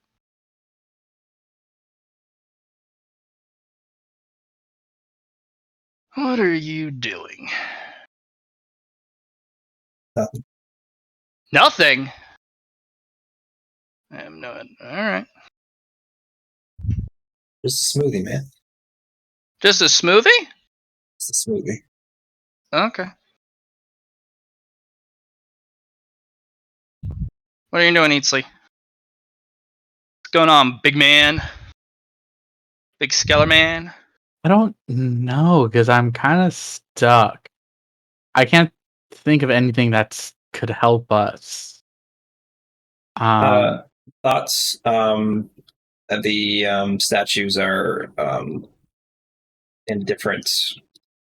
How we say bingo card wise. You know what I'm saying? They are in a literal perfect grid. Every single one is the same 1, size 2, and shape 3, until you get 4. close. Yeah. And then it kind of reveals, who the wielder is, whether monster or human or whatnot, and it shows their details. But at distance, they are identical, with identical distance, shape, weight. I want to wander around and look for a Fearbringer statue. Okay. Just going through the ranks? Yeah. Okay. There is one that you find. Where's that? You don't have to search too long. Where's he at? Bottom right. Ish, kind of. Towards the bottom right area. Where is it? I may be wrong. It is. Oh, no, it is. It's right there. That is the instrument, the orb. Or you had a skull, but not everyone had a skull. They all had an object that they held in their offhand. And then a blade in the other. That is one of the offhand equipments. You can feel fear emanating from it. Sends a shiver down your spine. Maybe in anticipation, maybe in actual fear yourself. Touch it. You touch it? Can I touch it? You'll be able to get the item since you don't have any motes. I just want to touch it. I Okay. get it. I just want to touch it. You go and touch it, and all the heads of every soldier immediately turn and look at you. I touched it. Good job, Adam. Do you continue touching it? No, I will take my hand away. All the heads slowly turn back to their set position. I touched it. Hmm? I'd lick it. You lick it? No, I said I could. You could lick it, yeah. It's within the realm of possibilities. It is within the realm of possibilities. Been done before. In another life.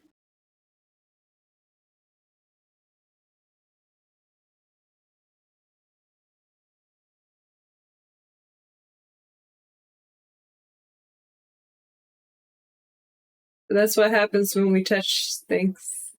Yes. Yes. Touching of stuff, of things, of doohickeys. So What you happens? don't touch it again?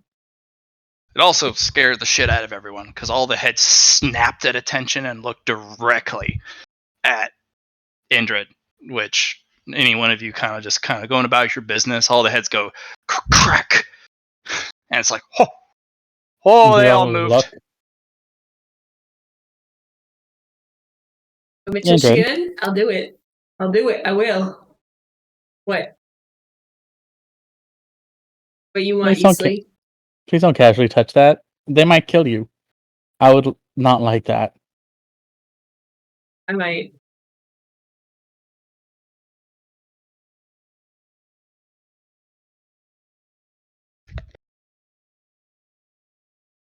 If you touch it, they might kill you. Yeah. Would you like emotes? No. Are you sure? You don't want to get that item? I do want it. Well, then get them out. Get him out. I'll do it. I want it. I want the orb. I want to lick it. You've heard it first here, folks. She wants to lick an orb. Alright, Indrid, you're gonna have to carry the other moat for this, though. You're Okay. gonna want to give it the dark moats. I want to give her the dark and the light moats. Okay. Because I have a theory.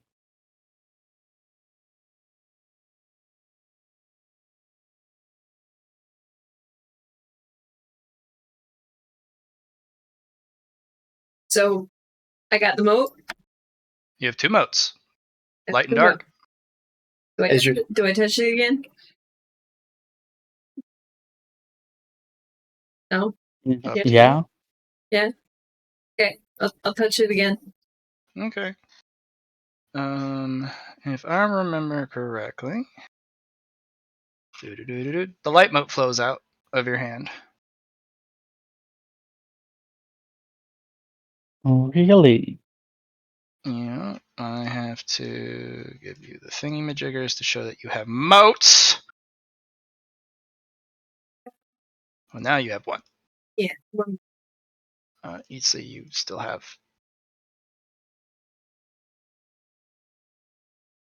3.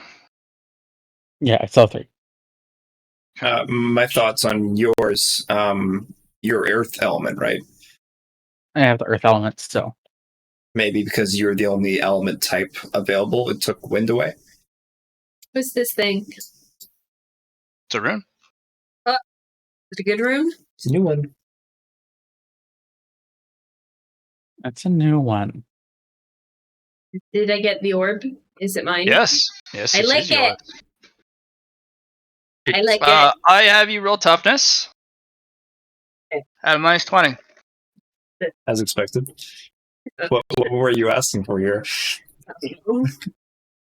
You can roll 1, to be fine. Just a little excitement. Give my blood bubbling. See what happens. This is bad. Okay. Nice. Your heart stops for a moment. You fall to the ground in petrification, in abject horror. Like you were literally petrified, curled up on yourself in abject, pure terror. And your heart stops for a moment. And it takes you several minutes for your body to unstiffen. And it is so painful. Because every muscle in your body seized up. And eventually you're able to get, to loosen up the muscles and, pull yourself to a sitting position. And your chest hurts. It sounds like getting out of bed in the morning. So, can you have me order in chaos? Speaking of which, I should probably have some fish on it. I will hand you order in chaos. Right, we got 1, 2, 3, 4, 5, 6, 7, 8. Oh yeah. Okay. So I saw. So you had full 5. record sake. Yeah. So I have. Sorry. I have earth, metal, wood, order, and chaos. So I just gave away order and chaos. That means I should still have earth, metal, and wood.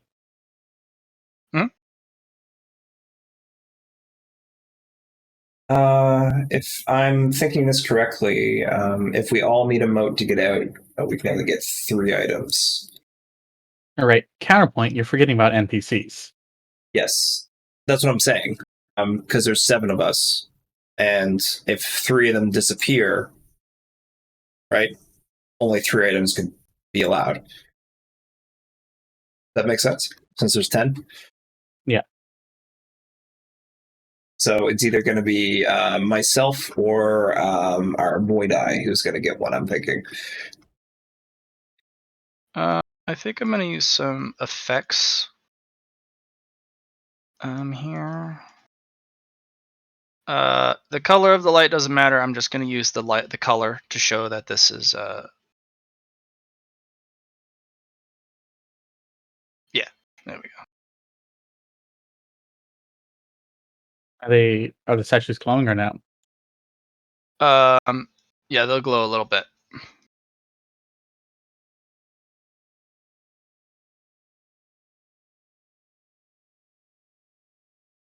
Oh, that's because it's in. No.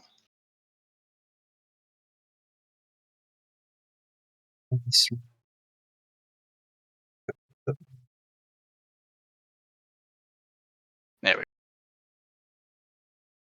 Just to help represent which ones are awake, or the things you use. You use the motes, the ones with the runes.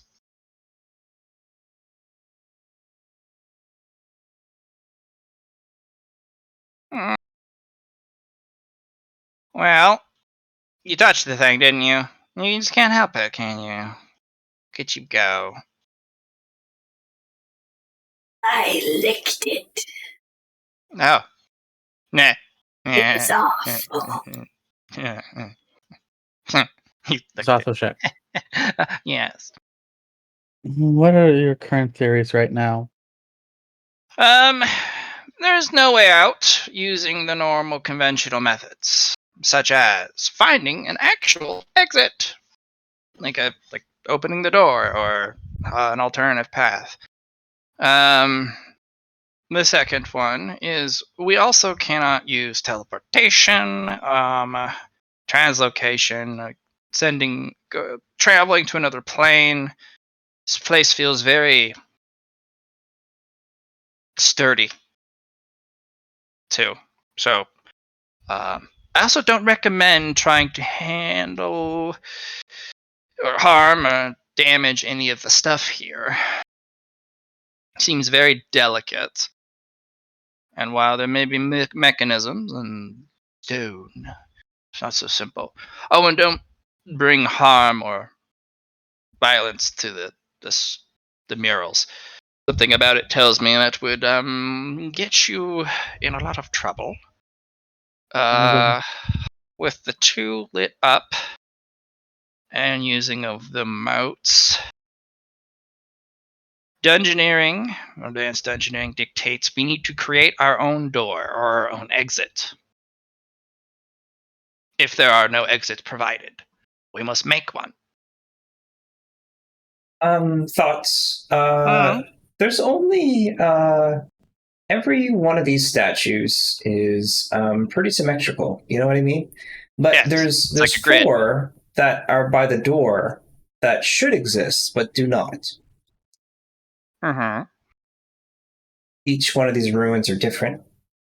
What if we get 4 of these types of symbols and we use them to open the door? I don't think that door opens. Once the doors are closed, Let's make our own door. you have to get rid of the black mirror for you to open the door. And I think that is a lot harder than getting another exit. How about we make our own door then? How would you propose that? Well, the dungeon is not a tomb. It's not a death trap. It's not, unless it's meant to actually kill all of the Tomb Raiders. But that's not the story that's being told to you. This is a place of respect. And the fact that you can trade a mote in for an object just goes to show that it's a thing that we are permitted to do. Now, okay. I'm doing this wrong. We have a little bit of time left, so I'm going to do an explanation of my observations. First, this is a story. Very important story. Story of the survival of our collective species actually coming together to fight a greater enemy. These are some of the heroes that participated, both human and monstrate and other. So, with that said, each one has an object, and it required to enter the place a show of respect and reverence to the soldiers, which is the core elements of a specific quality. Doors open. We all entered. Interestingly enough, it shows your offerings actually embedded in the frame of the door, which then provided you a mote of each element. Boom. In your hand. In the order in which you specifically put the offerings. Clockwise. And they turned clockwise. Just like most of the mechanisms in here. Like a clock that ticks down. I don't know if that's true, but that's my thought. The second thing is the panels. You could see both sides of the story, so it's a story of reverence. We have a not so simple painting on the mirror on the ceiling, which pulls you into the fight. I think that's just bonus for those who are brave. And the mirror, which shows us failures. It's a motivator to show you that it's a lesson. It's a lesson to learn from those who came before you. Because history matters, and this is what this place is. It's a memorial. Yes, so those who come in, they're trapped in there forever, it seems. Although it was interesting, you showed them the light of the underworld, and they all reached out as if there's nothing else more important. Wait, no, because these are all dead. Everyone here is dead. You'd think so. Right, and one of Zeki's stories in the beginning when he was talking is the rivers were full, or the banks of the rivers was full. Right, but those are the people who came in after this place was constructed to try and solve the temple and leave with its riches, and the temple punished them. And what if we are to show them? I'm going to kind of like gesture to the mirror, allegiance, working together with them. I don't know. I don't think we're going to, because we're in an era of peace. That was a time of war, and the people there understood the difference between the two. I think that's just the penalty for failure. eternal entrapment and suffering. It's pretty good. I've never seen that. But that's the punishment. Now, the reward is, it seems, exchanging a mote for one of the objects, and they relinquish it freely. Both of these individuals, the statues, when you gave them a mote, they held out their hand, which they don't seem to move very often. They held out their hand and offered you the item freely. And when you took it, they resumed a different posture. A rune appears for all of us to see, with no matter the direction, so it matters. And since it lets us see the rune any which way we face it, it allows us to traverse the room and still poke our head around to see what the rune is, or at least to see where it is. You know? Yes. Have Okay. you figured out what the runes mean? I know a lot of languages, over 30 languages. Sometimes runes don't mean anything, or they have a specific meaning to a very select few people. I wasn't going to make an assumption because that one can mean 3 different things up there from 3 separate languages. Now this means 4 separate things from 4 separate languages. I don't know, because this rune doesn't appear in the same set of runes and languages that one does. Don't know. Could we be looking for the same meaning in overlapping languages? We need more samples.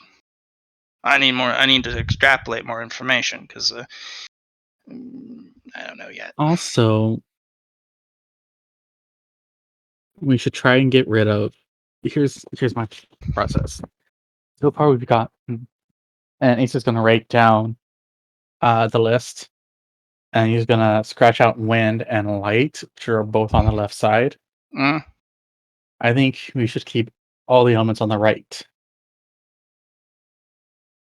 Maybe.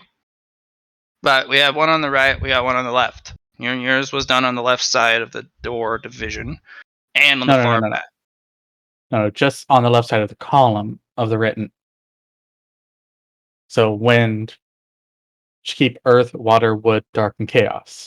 Well, light and wind, if I remember correctly, and order were all on the left side. Yes, and we got rid of those. So we should keep all on the right. Should be earth, water, wood, dark, chaos. I know for a fact if you put those 2 elements together, they may not be nice to each other. So, I don't know. If we're gonna start spending 1 mote of a pairing, then let's get them in the hands of different people so they don't conflict. I don't know if there's a penalty for being an idiot. Although, yeah, there's always a penalty for being an idiot. Usually death. Yes. But that's also why I'm holding on to metal and wood, because they're synergistic with earth. Yeah. So that said, rune appears. There's no way out. We've looked behind the doors. We don't want to damage the floor. Damaging the walls is a bad idea. Damaging the panels is a bad idea. There's runes of preservation, so there's no way out. Which means if we're allowed to exchange for stuff and there's a timer mechanism and they put all this effort, that means we're technically allowed to leave with the things if we play by the rules. And to do that, we had to figure out the rules. Now, I think we need to make a door. And we need to play. Well, we need to do that by using the things we are given by the design. And the only things that we have been given are the motes. Well, we get the items, but I don't know if that matters yet. So everything's in a grid. Perfect. And when you take one rune, lights up, perfect grid. I mean, there's two things we can do. One, we can draw a door. Yeah, that's what I was saying. Or we can light up a constellation. I was thinking if we try and take the bow and that one, that would make 2 corners of a box. Good. So what are the shapes of doors and stuff? Squares or rectangles? Squares or rectangles, but also circles. Or other shapes. I don't think we're limited on a simple polygon. I think they just need to connect. And we have to pick the right items, otherwise we waste our mode. That's the one. That's the trap. Everyone, the more people that come in, they want specific things because, oh, look how many there are. And they spend so much time looking and looking, and then they get the items they want with the 10, and they're like, okay, I'm done. What now? None of them connect. So, what is the minimum required to form an exit, a door, to get out? 4. Or 3. And what about other doors? Like rifts or portals. Like we can make a spiral. We could make like that. Yep, we could do that. Yes. And if you really want to get all of them, yes. I was the problem is we have this right here. See, this is the fallacy. You wanted this thing so badly, and you wanted that thing so badly. Now we're stuck with 2 out of the 10 already permanently locked. And look how far away they are. They can always connect. Right, but what about the rest of you? Are you willing to spend your motes on random items just to secure your way out, or are we trying to get creative to see if we can link in specific items with each other? I think we should get creative and link in specific items with each other. Okay. How about this? Each of you go through the room quickly, but once. If you see an item, mark where it is on the floor, take a piece of chalk or put a little stone next to it or something you don't really care about. And then we'll see if we can build a shape quickly. And I do mean quickly. As he looks over, there's 1/3 of the oil left. Susie will start handing out a meal to each of the people that have not taken something yet.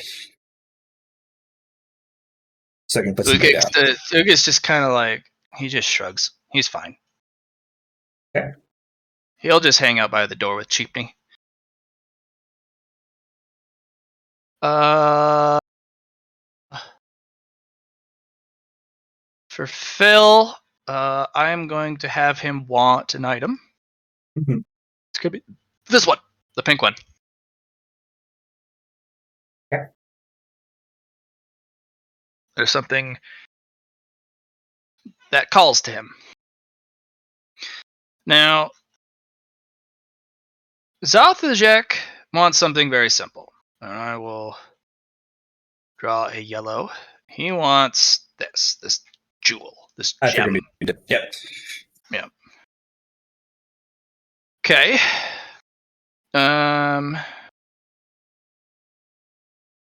Eatsley, you also notice, especially since you're standing next to it, that's a crest.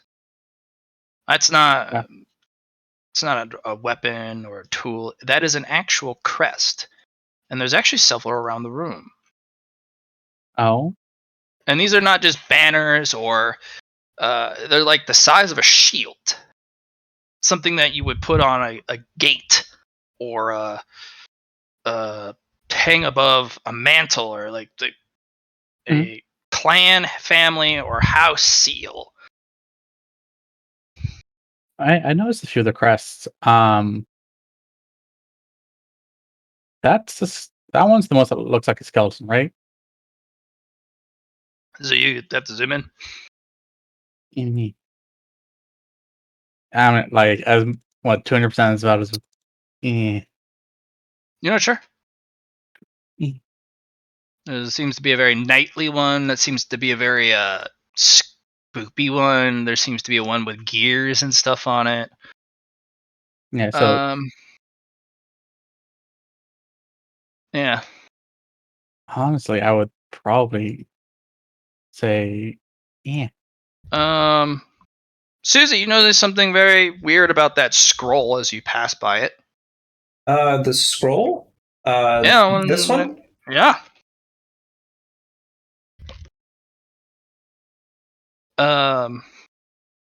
There's one word that is visible on it. The rest is indecipherable, constantly changing. It just says lore. Lore. Okay. Lore of old. Yeah, or just lore. Lore could either be order or chaos. Could also be wood for the parchment, whatever it's made of, but we don't know if it's made of wood. Mm. We should, before we spend any more, think very carefully though. Yeah, we know. You definitely have to think of what items are left and what element can go with it, and we know that they're opposite And the elements. shape. What you want. Yeah.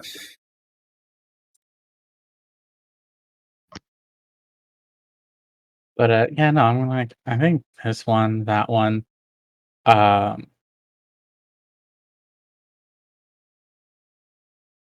question becomes: do they need to how much do they need to connect by?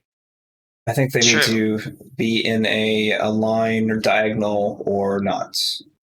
I mean, think of it this way: we could maybe make a dangerous assumption, little ones, as long as they fit in a line, kind of like that diagonal I observed that I thought was funny. As long as it fits within the perfect lines, that may be considered a connection. Yes. And we may dangerously might want to make an assumption or theory that we don't need all the moats to make a door or an exit. We could have some outliers for special conditions, and I think the minimum we need is 3 to make a perfect triangle. Yes. An equilateral triangle. We can also make the. I was saying that's also excluding the assumption we're not playing a game of checkers here. That's zero. That would be very odd. I'd like to not think that. What? That's just wishful thinking. That is not a game of checkers. Well, if it was checkers, it would remove a piece from the board, wouldn't it? Well, no, it's the idea that everything has to be connected through a single line of energy. No, that would be truly You and horrendous. Phil, But if it is Philip, checkers, it would not be could able to. mean that as long as an item is not taken, it's an interrupted line between them. Which could be better or worse. It should be better or worse. So, well, it would be interrupted anyways because that would be one of the objects taken, and it would be a connecting point anyways. So,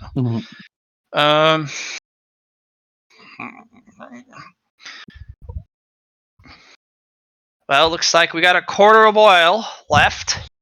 Let's get to it. Yes. You guys can draw. Just make sure it's in a color that is not the same as others. Okay.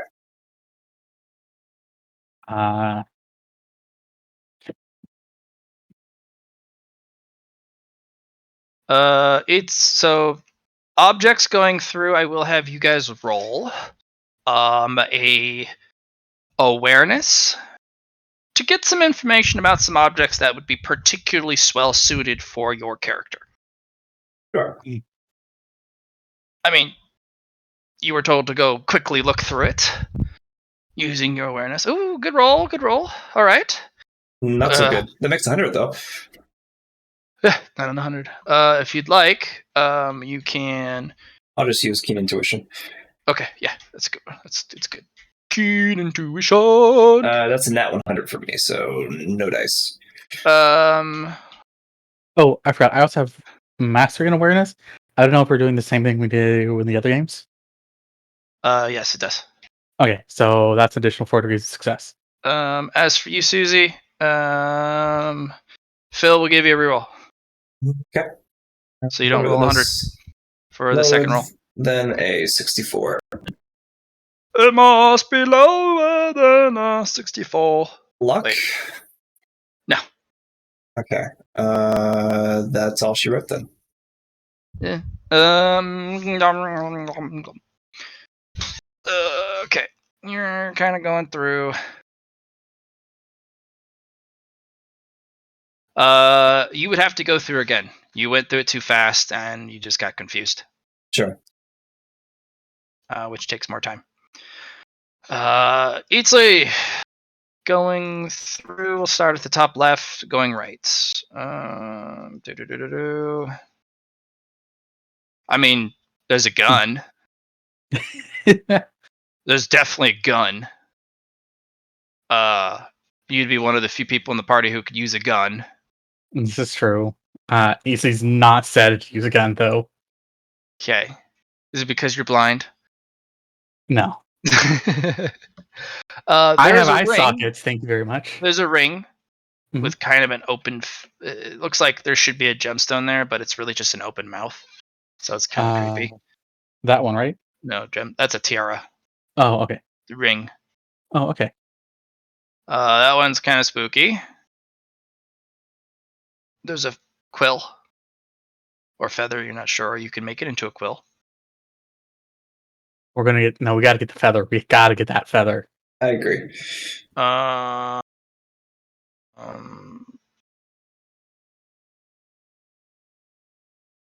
Your mechanist's heart loves that orb right here. Okay. That is some sort of infernal engine Oh. or Okay. device. There's a beautiful crest here that you also are like, ooh, fancy. Fancy armor. That key, it's just a key. It could go to anything. A dimensional storage ring. Okay. But the guy's not wearing it. He just holds it in his outstretched palm. And you can see it's probably an unlimited space storage ring because it's just wow. Series of weapons. That's an elixir of something. Phil is absolutely attached to this orb that looks with like a Sauron eye. He's like, ugh. All right, we're gonna perform surgery soon. I'm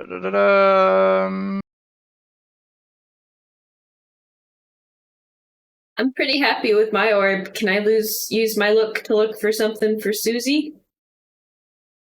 If you want, but this is kind of you going through the items and then something kind of speaks to you about it. Okay. So it's kind of personal. Yeah. If you want, you can start to draw shapes in your head or on the board. Okay. That lore writ or whatever this is, that's definitely something because that's in the god's language. Okay. That candle. That candle definitely calls out to you. That would probably be a candle of Babylon, a black candle. Okay. Those are.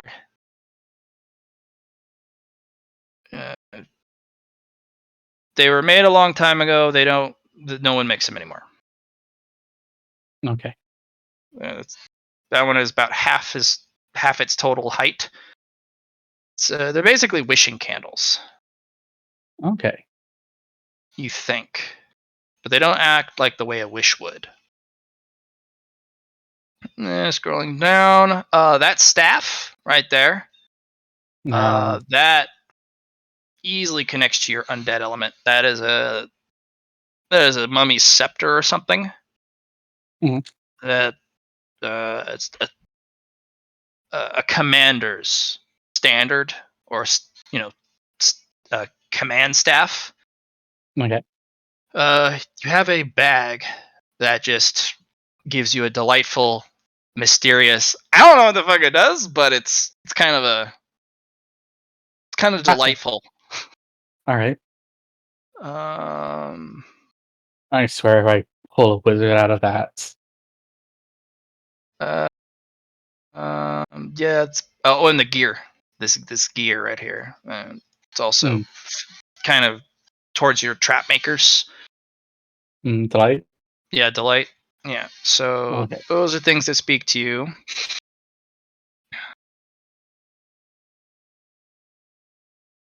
Yeah. Okay. Susie, you take a little bit more time. Go ahead and roll again. Sure.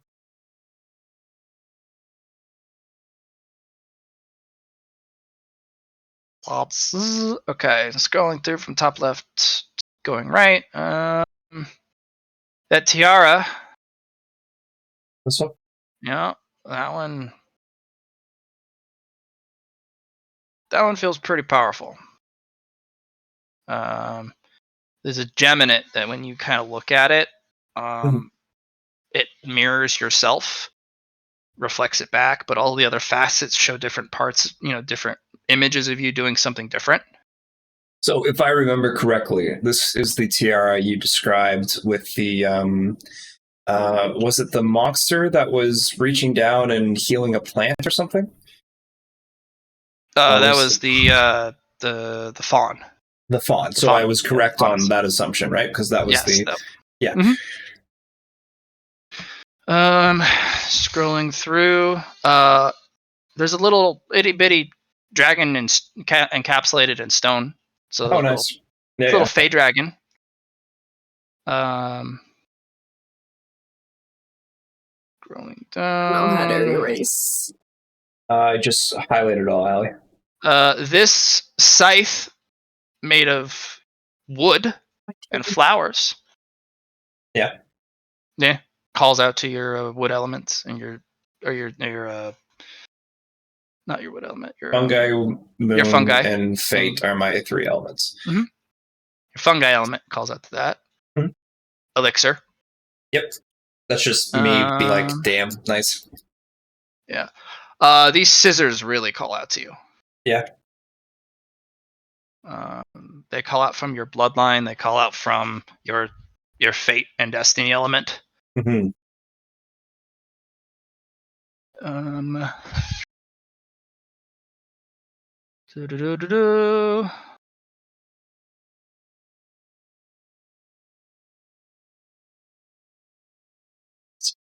This little habitat with what looks like a miniature world in it. Okay. Kind of is very curious. This calls out to your fate and destiny element. This top. Right. It's Diviner's top. I think we talked about, right? Yeah. This writ calls out to you. The candle. There's a little lyre, Lyre. Lyre. Yep. Lyre? Is that a musical It's an instrument? instrument. Yeah. Yeah. Little portable harp. Scrolling down. No. Nothing there. Nothing. Scrolling down. What about this pendant right here? Saying right here does not help. You don't see my arrow? Oh, I haven't gotten there yet. Oh, sorry.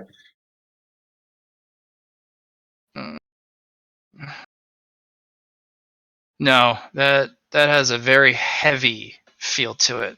All right, it's probably like earth. being crushed underwater. Okay, or pressure. Okay. Mm-hmm. Yeah. Yeah, that's maybe this floral bow. Maybe it's kind of nice, but it doesn't really call out to you. Yeah, it's kind of just out of the way too. Yep. So those are the things that call it to your character. All right. All right. So oil's running low. Yep. Go ahead and mark the stuff that you are like top 1, top 2. Mm-hmm. Injured, were you gonna roll?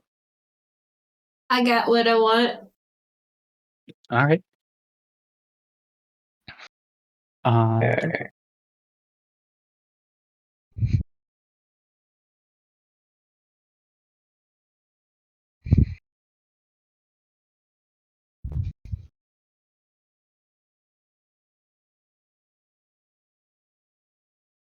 But you also have another orb, so you can get something else. If you so choose. I'll take another look. Just Um, awareness. Yes, Claire. You only want spoopy things, huh? Corpse. Only spoop? Only spook. Okay. No About not dream. spoop. Maybe some dream. Okay. You need a fate point? Yeah. Alright. Phil will give you. No, No, Allie has I fate points. have a fate point. I have lots of fate points. Okay, you go. Yeah, you get this 30% chance to fail, so keep rolling. Damn it. Keep rolling, Allie. You got lucky, right? Okay, you can only We're go going down up. from here. Keep going. Keep going. Oh, beautiful double. Nice. Yep, keep going. Keep going. Higher. Higher. Ooh, another double. Higher! Keep going higher! Oh. And you actually hit your between your 3%. You don't have anything. What about your Bear of the Lantern? Does that give you a +10 on awareness? Yeah, I probably actually have a +10 on my awareness from something. Keen intuition. I have the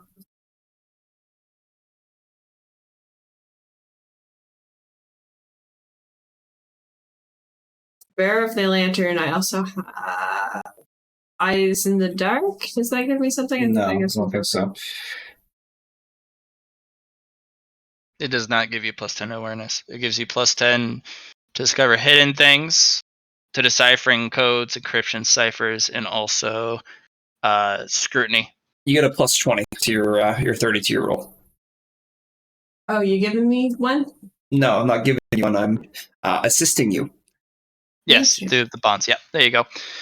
Starting at the top left again. I will tell you things that are scary. That sword is very scary. The promise of what the blade will do to someone if you cut them is very spoopy. Scrolling over. This moon-wheeled blade. There is a weirdness about what the blade tells you will happen if you strike someone. It's kind of spoopy because it's like, oh, I don't know what it'll do. Oh. That ring is also spooky. Are any of these dream weapons?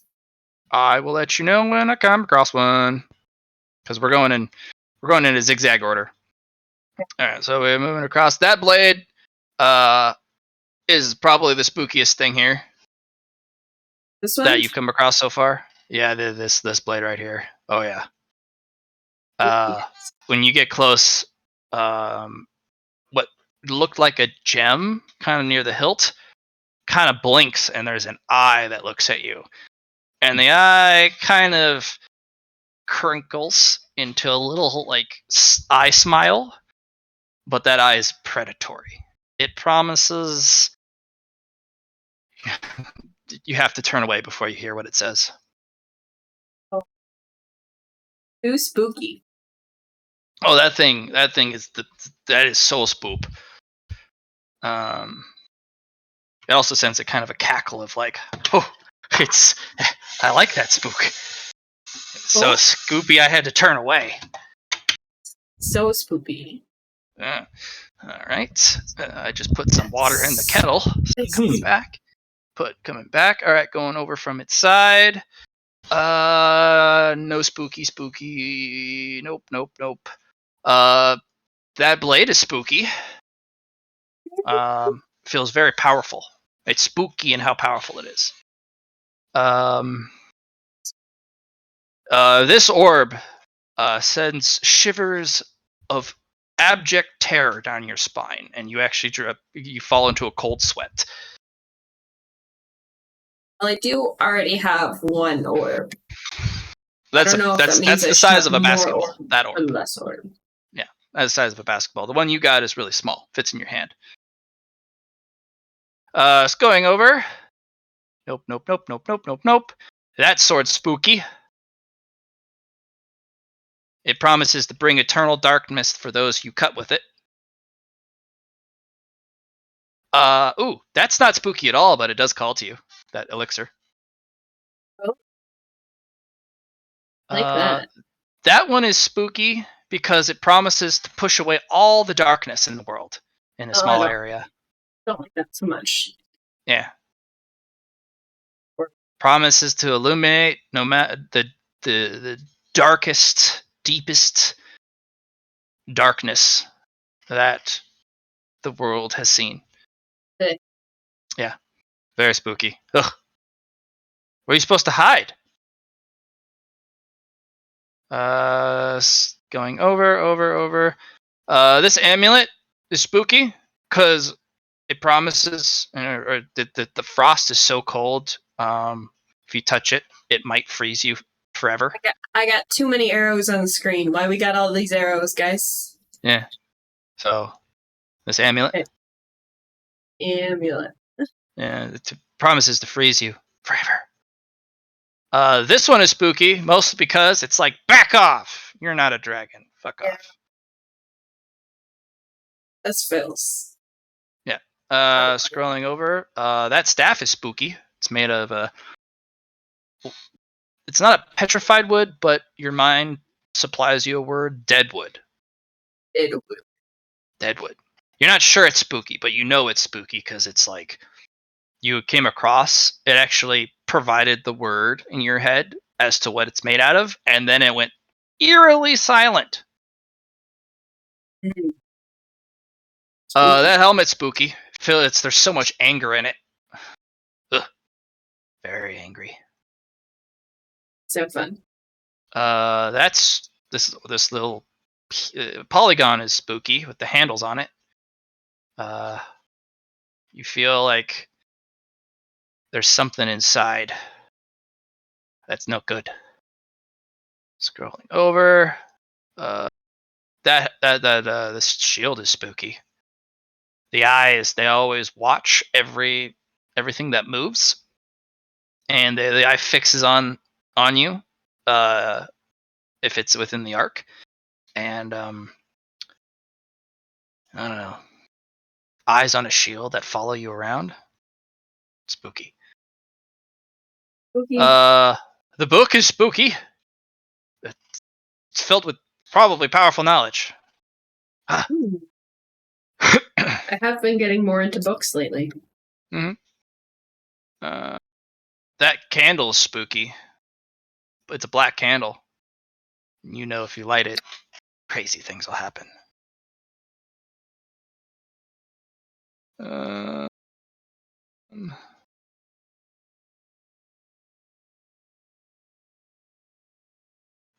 This little lamp is spooky.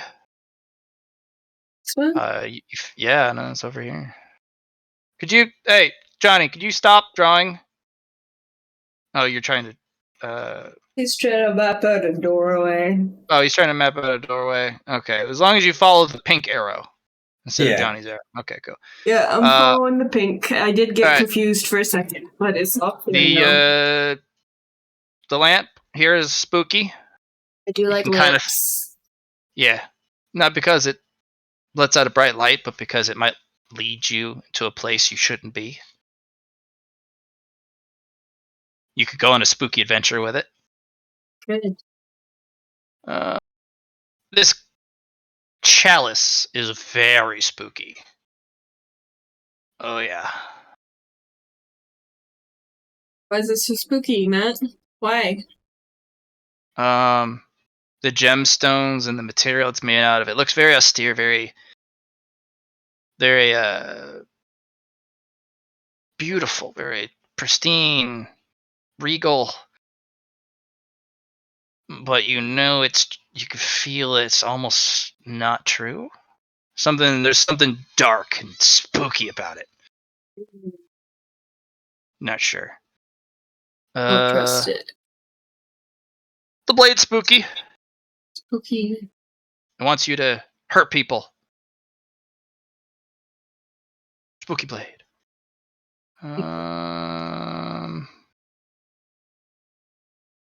moving over this way, all the way down. That tiara is spooky. Oh, yeah? It promises to illuminate the darkness and quench any flame or any light. Promises to bring light and darkness in equal parts to the world. It's very confusing. Moving over. This blade is also spooky because you're not sure where you're supposed to put your hand. The hand is the hilt is. There's a bunch of spikes and fire around where the hand is, but the blade's perfectly fine. Odd. Moving over. This is spooky because you're alive. You have flesh and blood. And you get a feeling if you touch it, bad things will happen to you because of that. This bag is spooky because you joyfully have no idea what it does. Oh. This sounds fun. Yeah.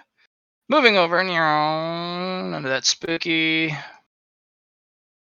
The mask is spooky because it's a mask, and you gotta put it over your face. Yeah. And you can't see the inside of the mask because the guy's holding, so you can only see the top. But well, there's no eye holes. It's just how are you supposed to see? How are you supposed to breathe? Mm-hmm. The hammer's the hammer's spooky. It feels heavy with more than just physical weight. A crushing weight. Weight of responsibility. Mm-hmm. That amulet is also heavy, kind of like it's this one here. It's spooky because if you look too deeply into the gem, it feels like you're drowning.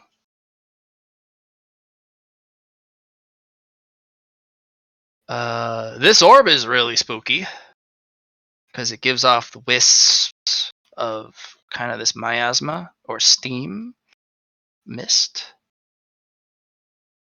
and your instincts are telling you you could get lost in that mist.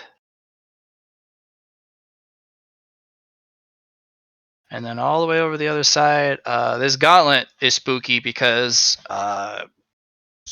it doesn't say anything about it. None of your instincts react. There's no emission of emotion. The jewels on it though are very beautiful. Alluring. Sparkly. Those jewels could be yours.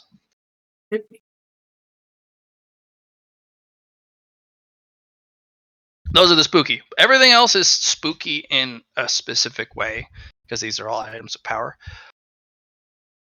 But are they spooky? Special spooky.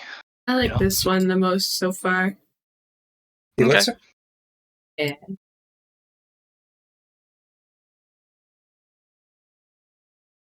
But also this sword. Sword. But I'd also play games with this bag if it happened to be in our path. Yeah, the way they're spread out across the room is interesting.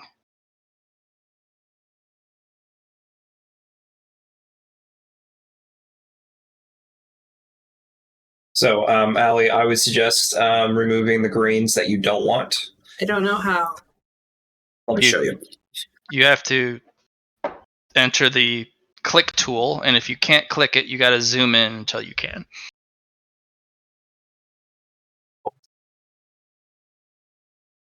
Spooky, spooky, spooky. Spooky, scary skeleton. I know you're a spooky, scary skeleton. Sending shivers down your spine. Mm-hmm. So I got my top three, but I don't know where to add them, guys. Just draw it in your color orange, or circle it in your color orange.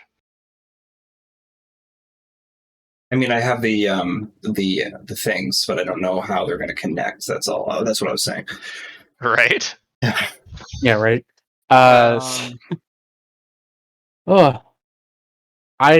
I put 4 down just so I have plenty to eliminate at this point. I can get these. I can go up. And if Indrid wants, do you want the sword or the elixir, Allie? Either. Okay, so Whichever's easier. those go into each other. Can't get. I'm killing your extra circles. Sounds good.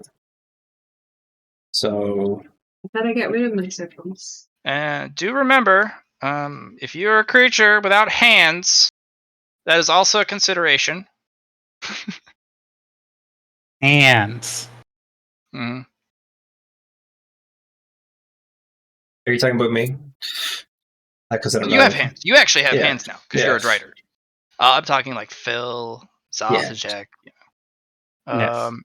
Zalthajek will also circle stuff because he wants the gem, but there are also items of power for consideration purposes. So, Mhm.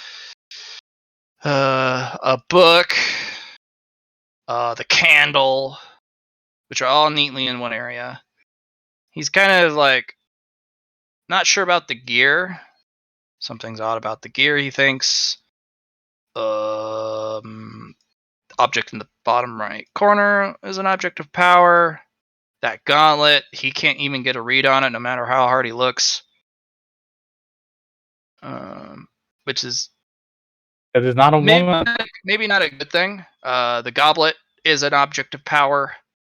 Goblets have a very powerful meaning, or what they represent, and the many things they can do. That necklace, the amulet up there, that one is an object of power. It grants the user immunity from fire because he's seen that before in a book. It basically grants you the fire element to whoever wears it. Yeah, it was between this one and that one adding together would be really cool, but there's this whole opposite element thing going the on. brazier is an object of power. Yeah. That was my other. It was these three things here, but the rings, any of the rings in the room, he considers things you should always be, always consider what rings can do, if especially in a place like this. So he's gonna circle all the rings.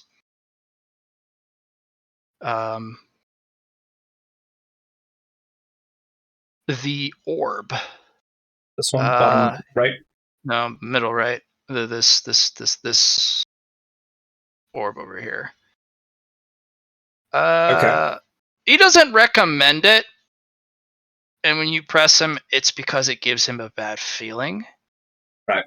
It's not his wheelhouse, but I mean, they wouldn't put it here if they could, if it wasn't, Usable. usable. He's not sure about the feather. He just kind of shrugs about it. It's probably a high. I mean, it was used in the war. I don't know if it was a quill because it doesn't have any ink on it.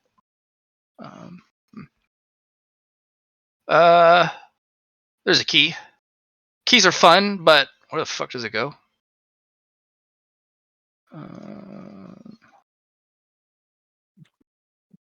Yeah, I think there was one more ring. Ring a ding ding. Hello. Hello. I'm here about your ring. Banana phone. Banana phone. Yeah. Luna says she would lamp. also like objects. The lamp of is an power. object of power. Mm-hmm. Yeah. That's another book. Books are objects of power. Yep. He has 2-dimensional prisons that he saw. Yep, those are big. So there's the large prison, which is a small world, and then there's the dimensional prison. Mm-hmm. He's seen those. Oh yeah, that one, and then that guy. Those are prisons. You could put people in them. They're very complex. There's a couple in here. He's like, the scythe is nice, but I mean, it's kind of counterintuitive. It doesn't look like it could hurt someone anyways. It's weird. There's a bunch of weapons, but I mean, he doesn't consider weapons objects of power. He has no idea what the crests do, but maybe they will give you access to the remains of whatever order they belong to, or whatever organization. If you show up with the crest, you could be the inheritor or the successor to the legacy left behind. But you'd have to know what the legacy is, which requires research. Yes. So you would be taking a chance looking at the crest, and then you would be spending a lot of time trying to figure out where the hell is it. But it could be a big payoff. But Zalazek is like, he would take the crests if it kind of lined up with what we were trying with the other objects of power. But I mean, that's just a dungeon delve. Instead of the dungeon just obeying you and giving you all its stuff, he's like, well, I mean, if we do end up finding those places, because he remembers what the crests look like, he can research it himself later. You could just raid those places instead. That's his opinion. It's a trap item. Whatever do you mean, Zalashek? What? You would never be one to leave trapped items, would you? No, it's a trapped item specifically because, yes, you can be the legacy inheritor of all that place's secrets and wealth and Zalashek, I'm messing with history, you. but I could just go take it instead. That's why it's a trap. You could get something else. Zalashek, I'm messing with you, my good sir. Oh. Well, stop that. We're almost out of time, and I'd rather not get stuck in a black mirror for the rest of my existence. All right. So we have our 2 anchor points. Everything else just needs to be created based off those anchor points. Correct.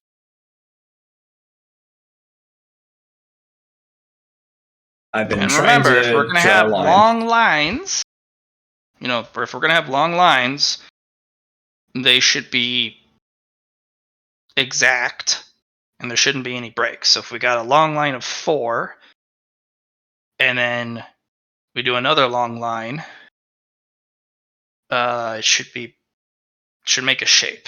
That makes sense. So it has to make sense. All right. I'm not sure if it does. I'm just pointing out that it might behoove us to have a shape that makes sense. Because if our door doesn't make sense, where does a door that doesn't make sense go? Fair. We have to also determine, are we going to go outside? The shape of the door itself may take us somewhere across the continent. This is true. I am trying to get to the land of the dead. I don't want to go there. You would need to make a staircase. So, yes, probably a square. Or circle or something. I don't know. A hole? A pit to drop through? My square is a pit. But the others don't. Well, the others don't really belong in the land of the dead, now do they? No. Including myself. So. Yes. Yes? But so long as you stay here, stay at the entrance, you should be safe. Well, we're saying at the entrance is not a thing we can do because we're running out of time. We need to make the door and step through it. I know, I'm saying stand at the entrance of the land of the dead. Again, not a thing I would like to do. Yes? Hmm? Just maybe. We're not going to the land of the dead. Not through here. I just want out. Yeah, you just want out. I want out as well.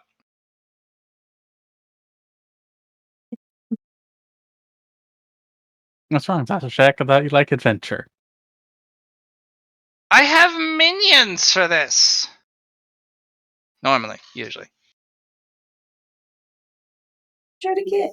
He should have played. That doesn't make a door It makes a weird thing.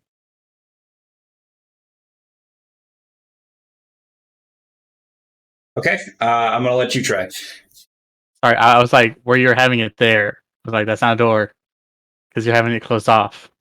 But there's just a weird thing there. Mm-hmm. Eh. All right, if I was gonna do it, I'll do it like this. Here.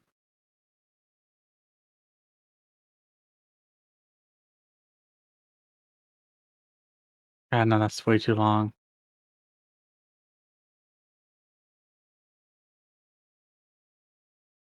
The extraneous ones on the outer edge he's going to remove because it's kind of...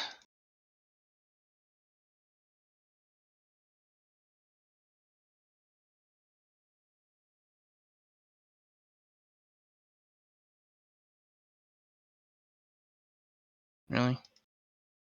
Fucking really? That doesn't work, does it? Can we go diagonal like that? You were. No, it wasn't. I thought you were. No. I thought about them, but then I was like, nah, that doesn't work. So, Hmm. if that's the case, it would make it a lot easier for me to do it. I figured they had to match with the diagonal, horizontal, vertical, that kind of Well, stuff. yeah, because like you're doing a lot of diagonals, so that's why I was like, Yeah, but here. that was what you had before, kind of like you're having those two connect. Okay, And so shapes.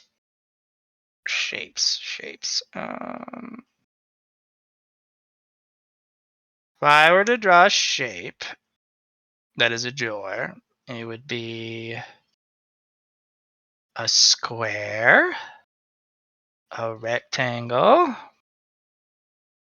a trapezoid. But a trapezoid is anything. It's a little house-shaped object. I know. But never mind. Nitpicking. Like this, as he shows it. See, look, it's a little house. Yes, but a trapezoid could also be. House! Stop Yes. arguing. Stop drawing.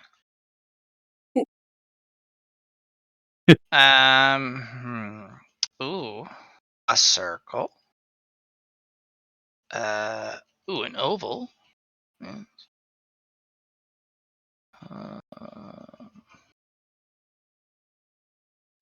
You know what? A crevasse will work. So a line, a simple line.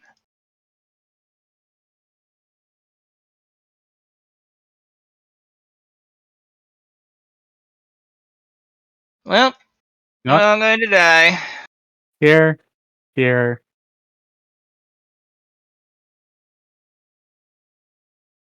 That's not a door.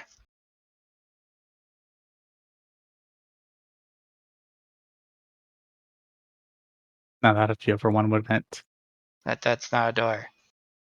You would need to do.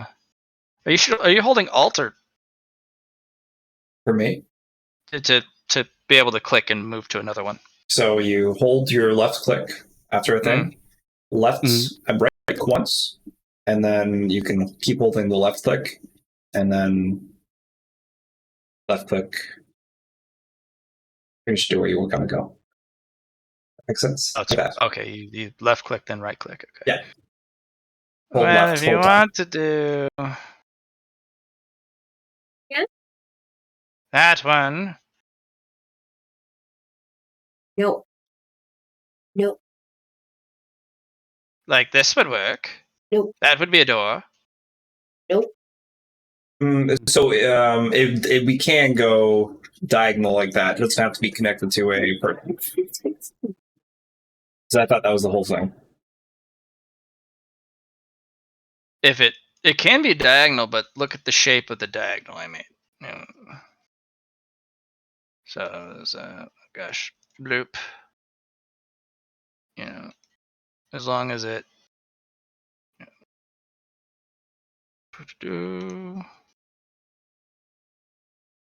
more squarey. Yeah. Okay. Okay. Um. I mean, at the end of the day, we could do something as simple as click, bring it up here, bring it over, all the way over there, down, and across. We could. Okay, yes. I think that would probably be the best options Maybe. here. But it does ignore all the other stuff up there, which means we could also do click, click, click, all the way down, click, click. But what it doesn't do is make a lot of eyes. See, this is why just grabbing shit has made this rather complicated now, hasn't it? We have an object there, and we have an object there that are taken, and they're so frickin' far apart. Ah! Your greed is going to get us killed, Fearbringer. And you, Skeleman.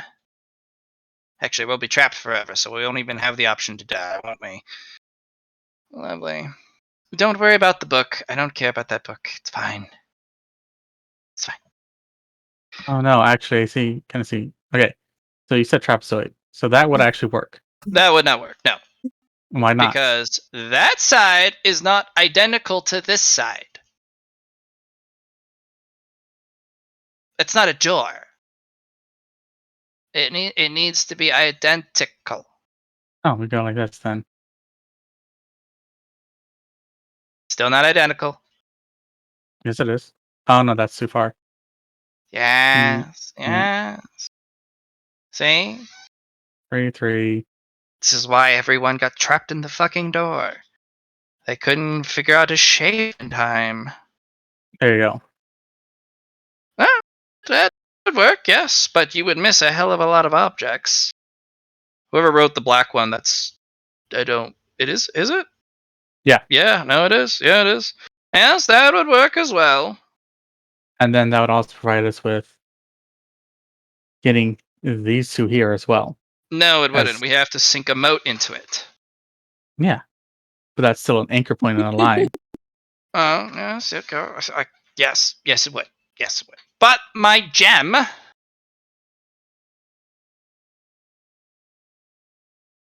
What about No, this? Go down, over, up. No, because unfortunately we're missing that. Yeah. Down. And then we have down, Phil's stupid object. Down.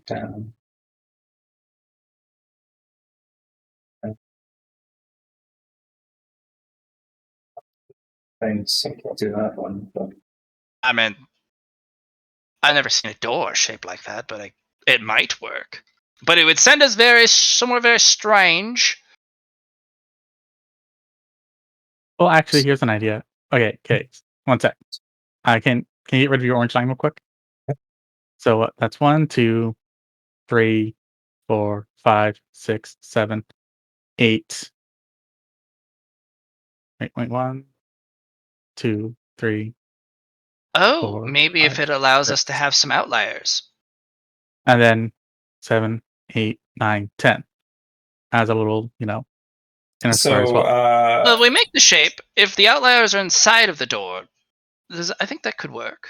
Maybe. Like a door knob, in a sense? That would be very strange, but doable, maybe. I think we just need to have enough to make a door, and we can utilize the extras to grab some stuff in the shape we couldn't get originally. Maybe. Maybe. And then we do a straight line here. I mean, Is the if bare we were to minimum. follow that logic, and we were to go...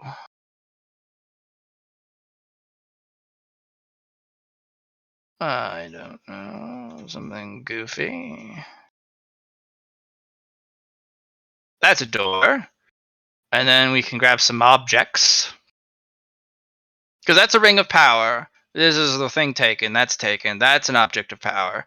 And then we can grab the extra stuff. It's worth a try at this point. That or we're going to be dead.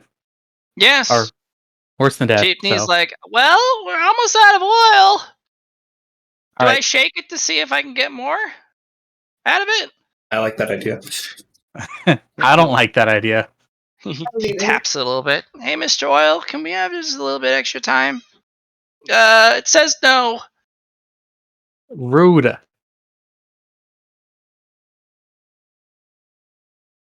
All right. Well, fearless leaders, All right. draw the fucking door. Or we're all going to get trapped in here. All right. Yes. Let's. He's gonna like. All right. We're gonna make this the door first, and then That's not a door. That's no. terrible. That's not what I drew.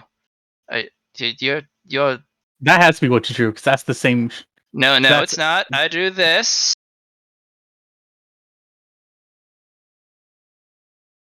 See how it's perfectly straight? cool. Hold those lines. Oh my god. See, if I wasn't here, you would all be. Actually, I shouldn't have come. Because then I would be in charge. That's assuming Lord Gold didn't kill you. Well, I If I wouldn't was- have gone, so it wouldn't have been my fault. Of course. Let's also check. Since one of But those is yours, go put your mode on. Go see if you can put your mode over there. I'm gonna come over here. And, fine. You will go and take that one. And let us grab the light. Bloop. And a rune will appear. Was that the key that you picked up there? Yep, the key. Okay, cool. See, I have a key. Howdy now. Ugh. Somebody grab the ring. yeah, I'm doing it. Okay. And we're on the mic. Oopa. Just so we don't get caught in it. So that one, that one.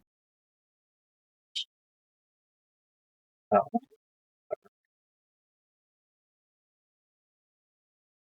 And we're gonna see what happens with those four sitting up. I got something for you.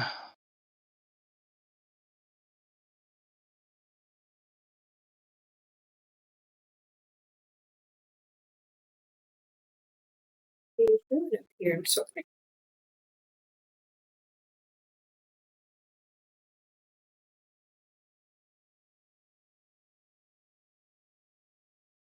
A door. A door. A door. Yes. A gem. No. Oh, I was supposed to get a gem. Unbelievable. You know how important that gem was to my future evolutions? Unbelievable. Inconceivable.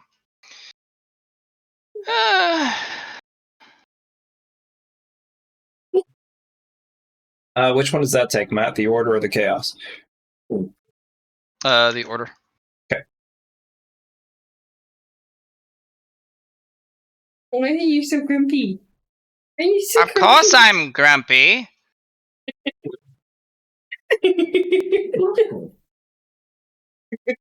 Unbelievable.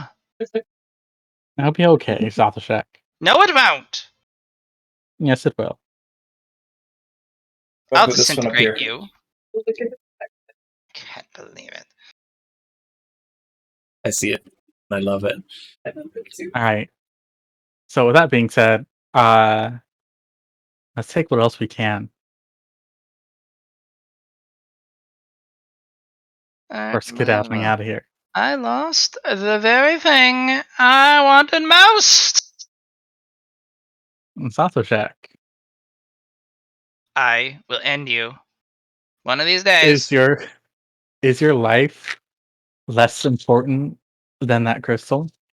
My life would have been better with the crystal. I don't know anymore. You don't. It's okay, Satoshek. You know what? I'm going to get one of these prison containers. I'm going to put all of you inside of it. Yes. Then you'll break your promise because you won't be able to challenge anyone. Well, I will pull you out when I decide to challenge you. You can. I'm pretty sure Lord Gold was smacking you before then. If he knows what I did. And I want to look at his auto check. He does. Huh? Lord Gold knows all.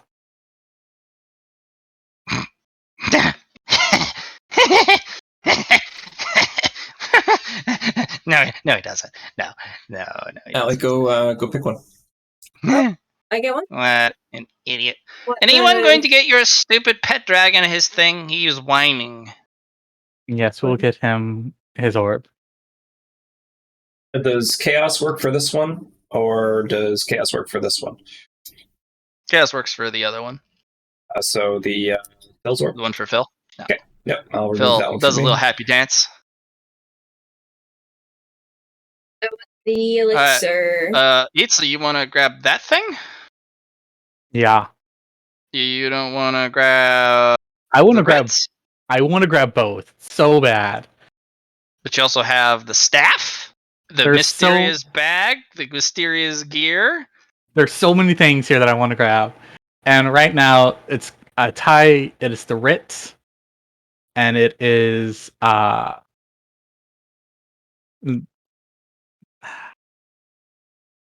it is this because I already used 2 Mokka for weapons. It's going to be important to note what you're giving up, though, for your moat. What moats do you have left? I have earth and wood. Okay. Or sorry, metal and wood. Metal and wood. Can I have the metal?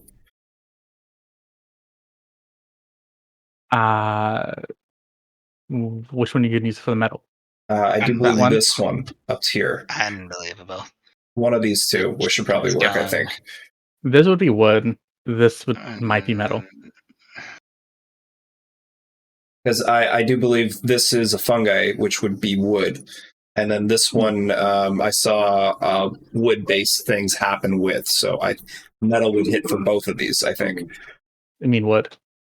Yeah. Well, no. I thought it was the opposite. No. They're kindred. From what you've seen, objects have taken the opposite element. Oh, and opposite. Okay, so they've also taken same element. okay. So yeah, I'll give you the wood one. Okay. Because they take opposites and the same. Unbelievable. What will this elixir take? Whatever you got, Allie. Okay. I think it's lights she has currently. Yeah. Dark. No, she's got dark. She gave up Dark? light for the other one. Okay. Mhm. And I'm gonna but this take one. that side. If wood does not take this one, I'll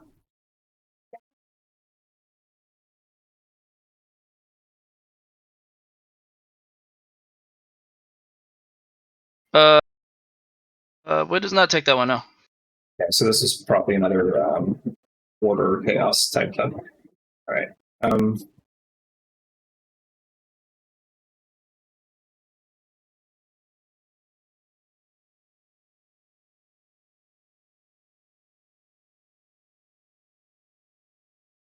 Unbelievable. Zathajek is still wandering around with his moat. Yeah. Can't believe it. Unbelievable.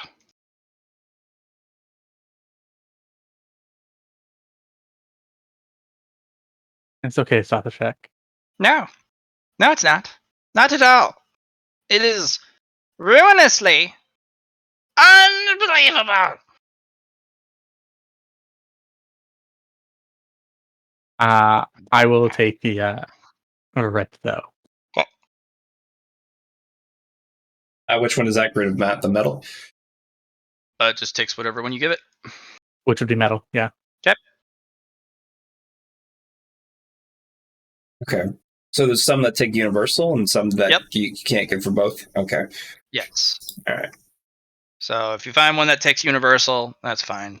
If you find one that doesn't, well, takes specific, which makes it a little bit more complicated.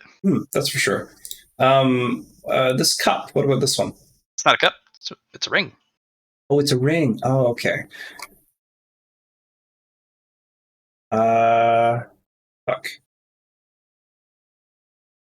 So that should just leave Zathojek with water. Yeah. So what about Wood with the book? No. That is a light and shadow book.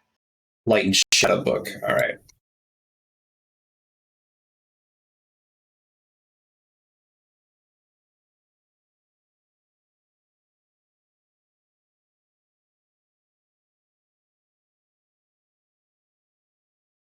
Conceivable.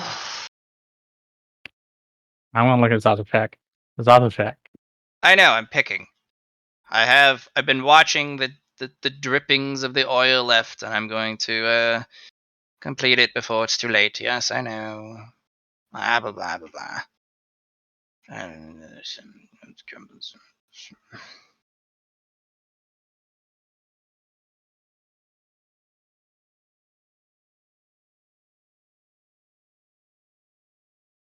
you know what? It's simple.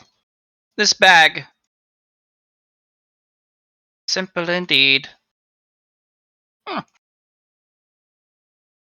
Okay. What about the gauntlet for fire? Does that counteract with wood, or no?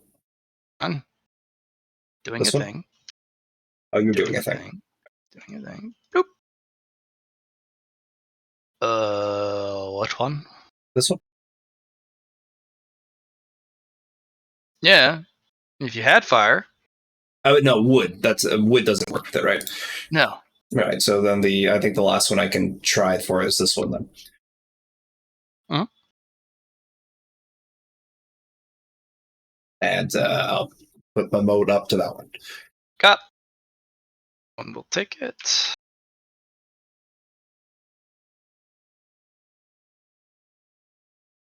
Um. 1, 2, 3, 4. Done two. Anyone got any motes left? 1, 2, Nope. 3, 4, 5, 6, 7, 8. So 9. Eatsley, 9 total. Yeah, All there's right. 9. And Indrid got theirs. Light and dark. You got 2. I got 2. So Indrid spent light dark on fear trinket elixir. Zoth had fire water and got a key and a key bag. Key and bag.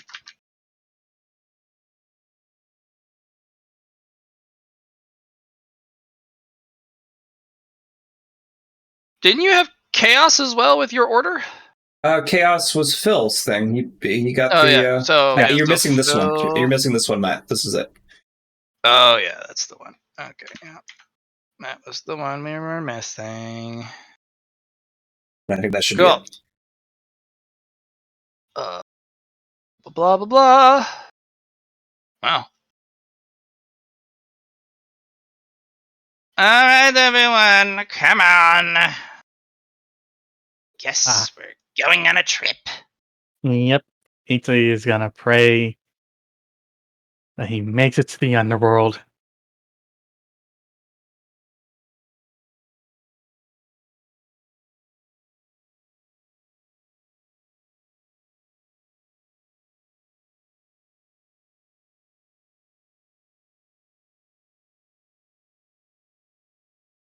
All right. Congratulations, you guys have completed the Temple of the Lost Soldiers. Very fancy. Very good. Ah.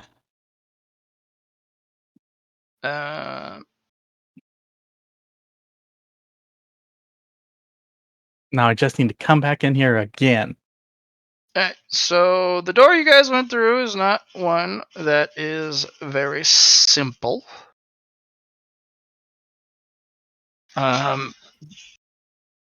you guys will be flown across the continent and land somewhere else, which we will continue playing next week Sounds good. when Phil gets here. Oh yeah. Dun dun dun.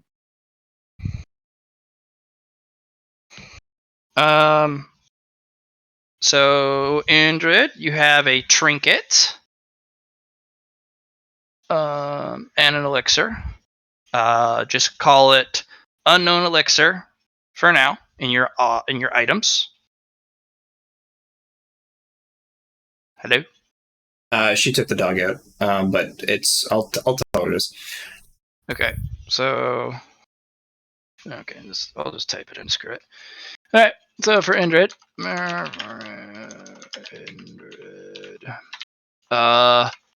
Mistress elixir, and then you have fear trinket. Set piece.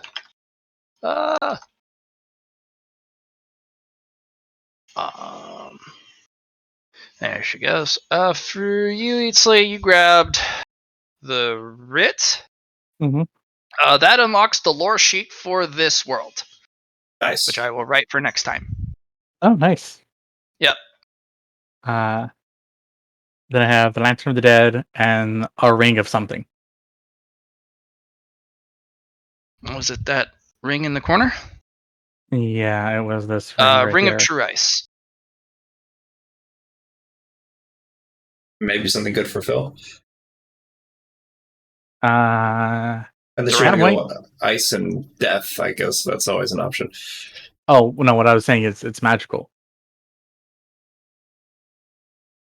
Oh, you don't want to bring it? Is that what I'm hearing? No, Phil is anti-magic.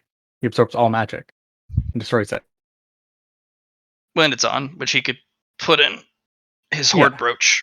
He's allowed to have his horde brooch while his thing is on, and that's about it. No, fair. Then, yeah, yep. So you unlock the world's lore sheet, which will be. I thought it was a cool little. That's gonna help us so much. Yeah. It's basically an unlockable like the map of the world. Uh-huh. So it's gonna have a set number of stuff, and if you come across something, it might give you another lore sheet entry. Okay. So. And then Azathoshek got the key of something something. Yep, mysterious key or mysterious silver key, and then there is grab the playful bag.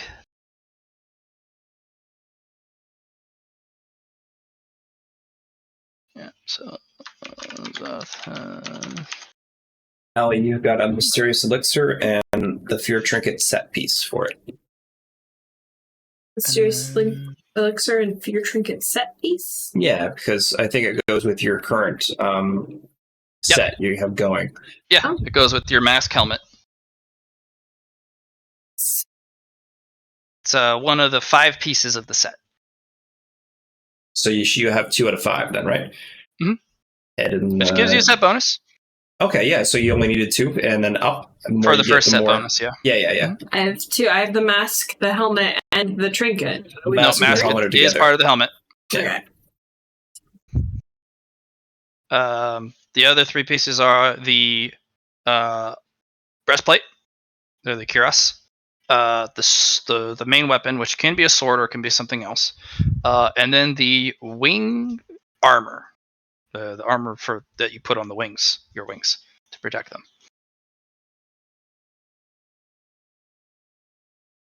Yeah, there you go.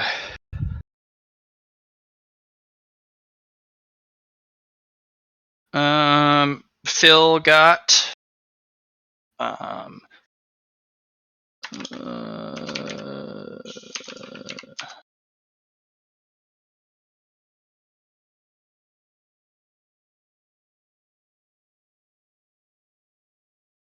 Dragon's Eye Diamond.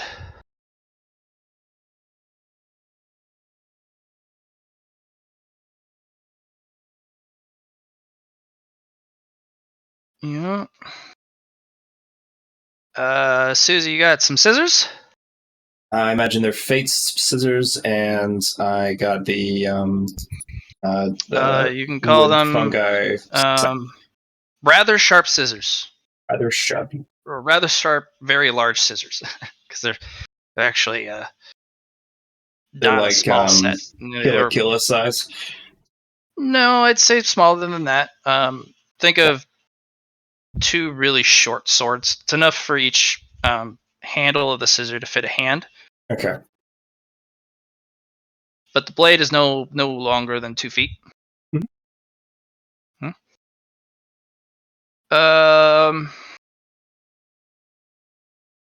And then you got the scythe. Yes. Call it a wooden scythe with no edge. Okay.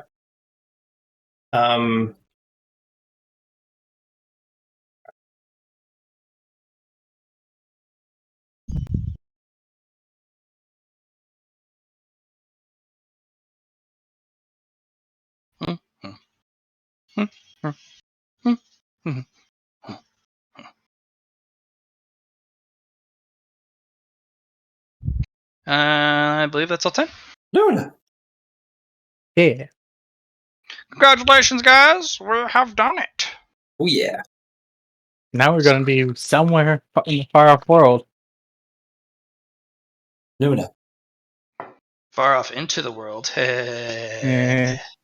Which sucks. I mean, hopefully it's still in the somewhere in the sands we can connect ourselves to. That'd be nice, but Well, at Probably not. least you guys were able to get out. yes. Yes. That's the good part. Now Easley can, since he kind of knows the mechanics of the dungeon, can later go back in. Hopefully soonish. Or he's going to have to rewrite that writ again.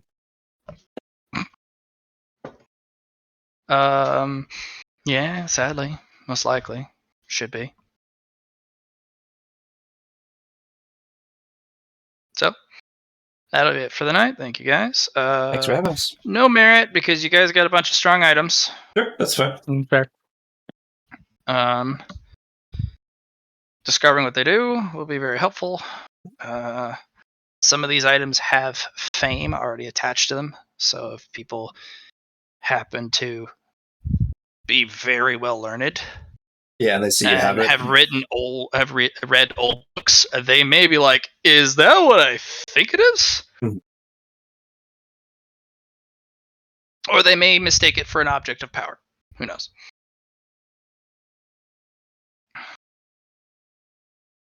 So, very cool. It's a good thing you brought Zothajek, even if there was a cost to it. Yeah. The old bastard knew stuff. Bad girl. Just barking. Where you were. But we got to foil him in the middle of his plan, though. He wanted a thing, and we're like, yoink, not for you. Maybe the items on the other side of the somewheres it already went through. No. Maybe it's what made the gate part of the No, once the gate opens, it opens. No, the statues don't go with, nor do their items. Only the ones you offered a moat for.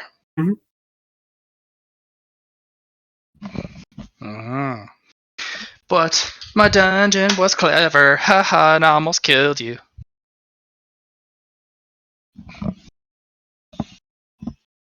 Yeah, but imagine you going around the room without any,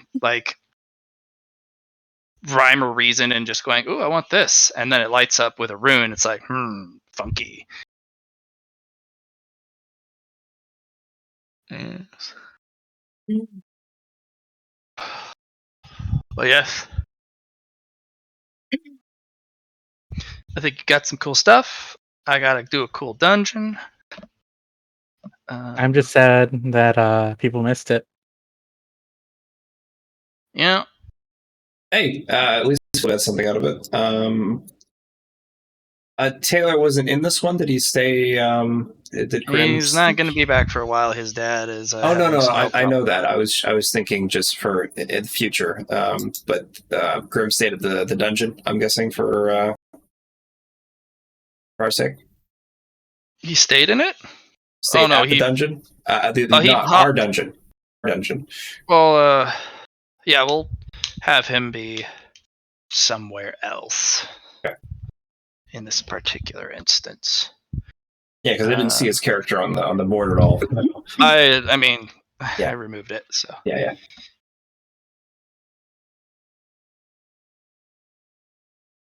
So there, all good, nice and neat. You guys played real good, Zizzes.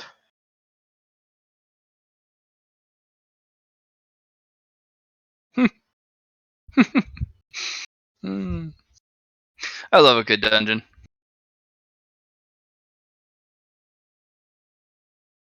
Yeah. I'm feeling much better after some puppy cuddles. Those were some good puppy cuddles. She's eating my shoe.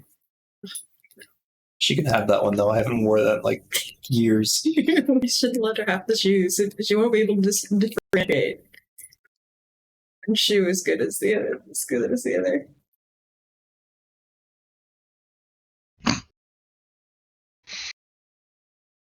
Yeah.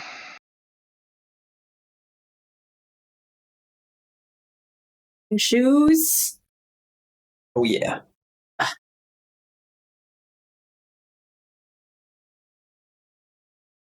Sally, are you gonna collect all the elixirs? You collect them all? Are there more? No, I mean like you have. You got this one, and there's one in base. Oh shit! I'm stuck in a hole, and there's enemies after me. Oh, Base. you're gonna get killed. Yeah. Probably. So, was it too challenging? Was it?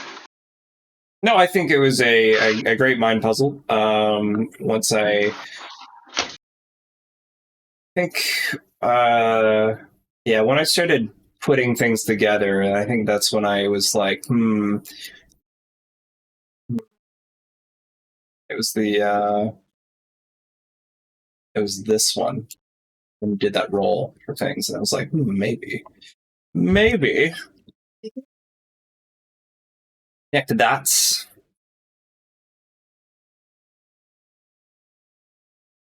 The trade thing was definitely something easily put together. Was the Muriel and that little piece correct in that there was a trade there in a sense, or is that just like a red herring? No, it was kind of a red herring. That it was just a single point of the story that doesn't change on both sides of the story. Yeah. All right. There were information about the objects in the mural. The more you looked and more you spent time in the mural, gave you more and more information about an object. And you can continually go look for the same object on both sides if it existed. And the more you looked for it, the more information it gave, and eventually you would be able to get the name of it. Yeah. But that would chew up a bunch of time. Sure. The upwards mural was the ceiling mural was specifically there for getting you into the story of what happened and connecting you to your people's part in it.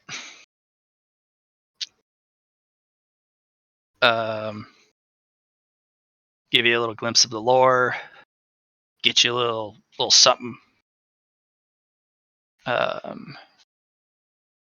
The Black Mirror was there to put the fear of, TPK into your hearts that you need to move, but also show kind of what's going to happen for sure if you dawdle. But also it was risky to get information out of it. And then you have your little secret room to the right over here that we never got to get into. Oh no, that was just me holding tokens. Oh, okay. All the different door shapes. Yeah. All the runes that I had. That wasn't actually part of the a map for you guys to tread on. That was just me for holding assets. Fair. I guess I'm Because just the too room used was to your just maps. Yeah, no, just that particular one not only was supposed to throw you collectively off, but also, so I didn't have to go to a different map every time. No, it's a smart way to do it. I just was like, if we didn't get it, we didn't get it. That's really all it was. No, I was just me holding stuff. You guys didn't miss anything. I had a huge amount of different shapes of doors and shit. Yeah. I was just wondering what would happen if we had like the biggest door. It's just like boom. Oh, there were 3 doors that were ginormous. In case you guys went to like the corners of the rooms. Yeah. You guys could have linked it up. But as you noticed, once you make a door, anything underneath the door is no longer grabbable. Yeah, you would have only been able to get like. It's not gone. It's just you just can't pick it up. Okay. Yeah, it's out of play. Out of play. Unacquirable. Gotcha. Yeah. So, not too bad. Yeah, nice 3.5 hour session. Well done, guys. It was very good. Normally, I would continue playing on, but I want Million to be. Yeah, he's been away for like 3 weeks now, so it'd be nice to get him back with a new item, probably a new catalyst for himself. If he likes. Who knows? Yeah. So we got the Dragon's Eye Diamond. You guys got some cool stuff, I think. E. I hear Allie is yee, which means she's somewhat pleased.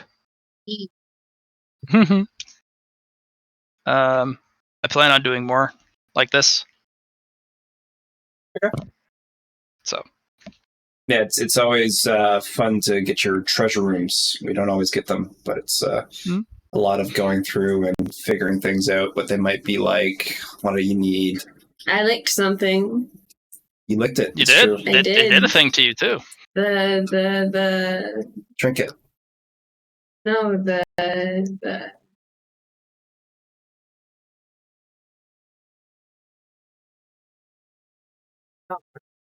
The one you picked up first? I just it's continued my legacy Ah, yes, of just licking things. No, for sure. of licking things in Matt's treasure rooms. Sometimes it helps. Sometimes it's like, well, at least I now know. Yeah. I had this gut instinct in my head that said, you should not give Indrid one of those motes so that they can collect that, because it's going to be bad for us. Like, it's going to make things a lot more complicated than what it needs to be. But I'm like, nah, we'll just do it. And see what happens. Sometimes you just gotta do it. It's all wrong. Yeah, so also the main part that makes the dungeon the most difficult is even after you've got all of like the information like we need to make a door. Well, let's play with the grid. What shapes can we make, so on and so forth. The most difficult part was, do we have to use the motes in a very specific way, or we just need to make a door and then we can pick up whatever we want after that, or like it's the unknown, and it's the risk of, well, if we're incorrect because of our greed, we're dead. Or if we make a door now, do we not get anything else from it? Right. So yeah, it was supposed to be the difficult part to make it. Yeah. Hey, that also means technically, if you were greedy enough, you could make an instructional about the temple. Yeah. But it's gonna be like pretty much in our territory, so I think it's. You're not sure. You completed it. It might move. Oh, it might move. Oh, that's fair. You never know. It is a worldly thing because this happens through the whole continent for. Yeah, it might translocate to a different region. Yeah, no, that's fair. I like it. Oh, that's what it should do. That if you come across it again, you don't know if you'd be allowed to enter. Yeah, that would be interesting. Yeah, it should not do that. Because that's how he was supposed to get to the underworld, and I'm just like, how do I do it now? How do I do it now? If you do enter, you may have to do a different thing at the door, and you may end up in a different room altogether if you do find it again. We could send you to the underworld by dying. Yeah, but see, the problem is I have to make it back out afterwards. Yes. Go there in dreams. Yeah, no.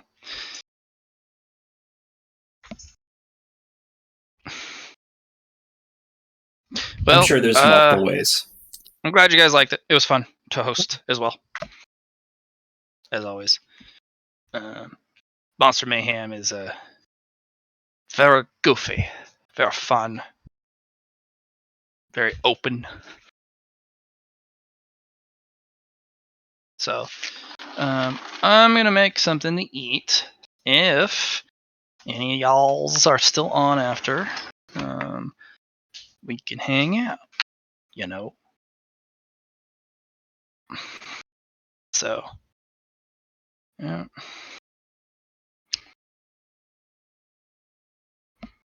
Like, there's probably gonna be a desert area in Junction next. Mm-hmm. Yeah. The new What area?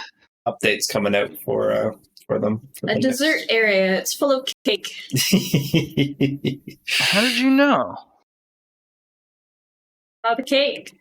Candyland, bro. Takes a lie though, Allie. All right. I'm going to stop this session. Thank you very much.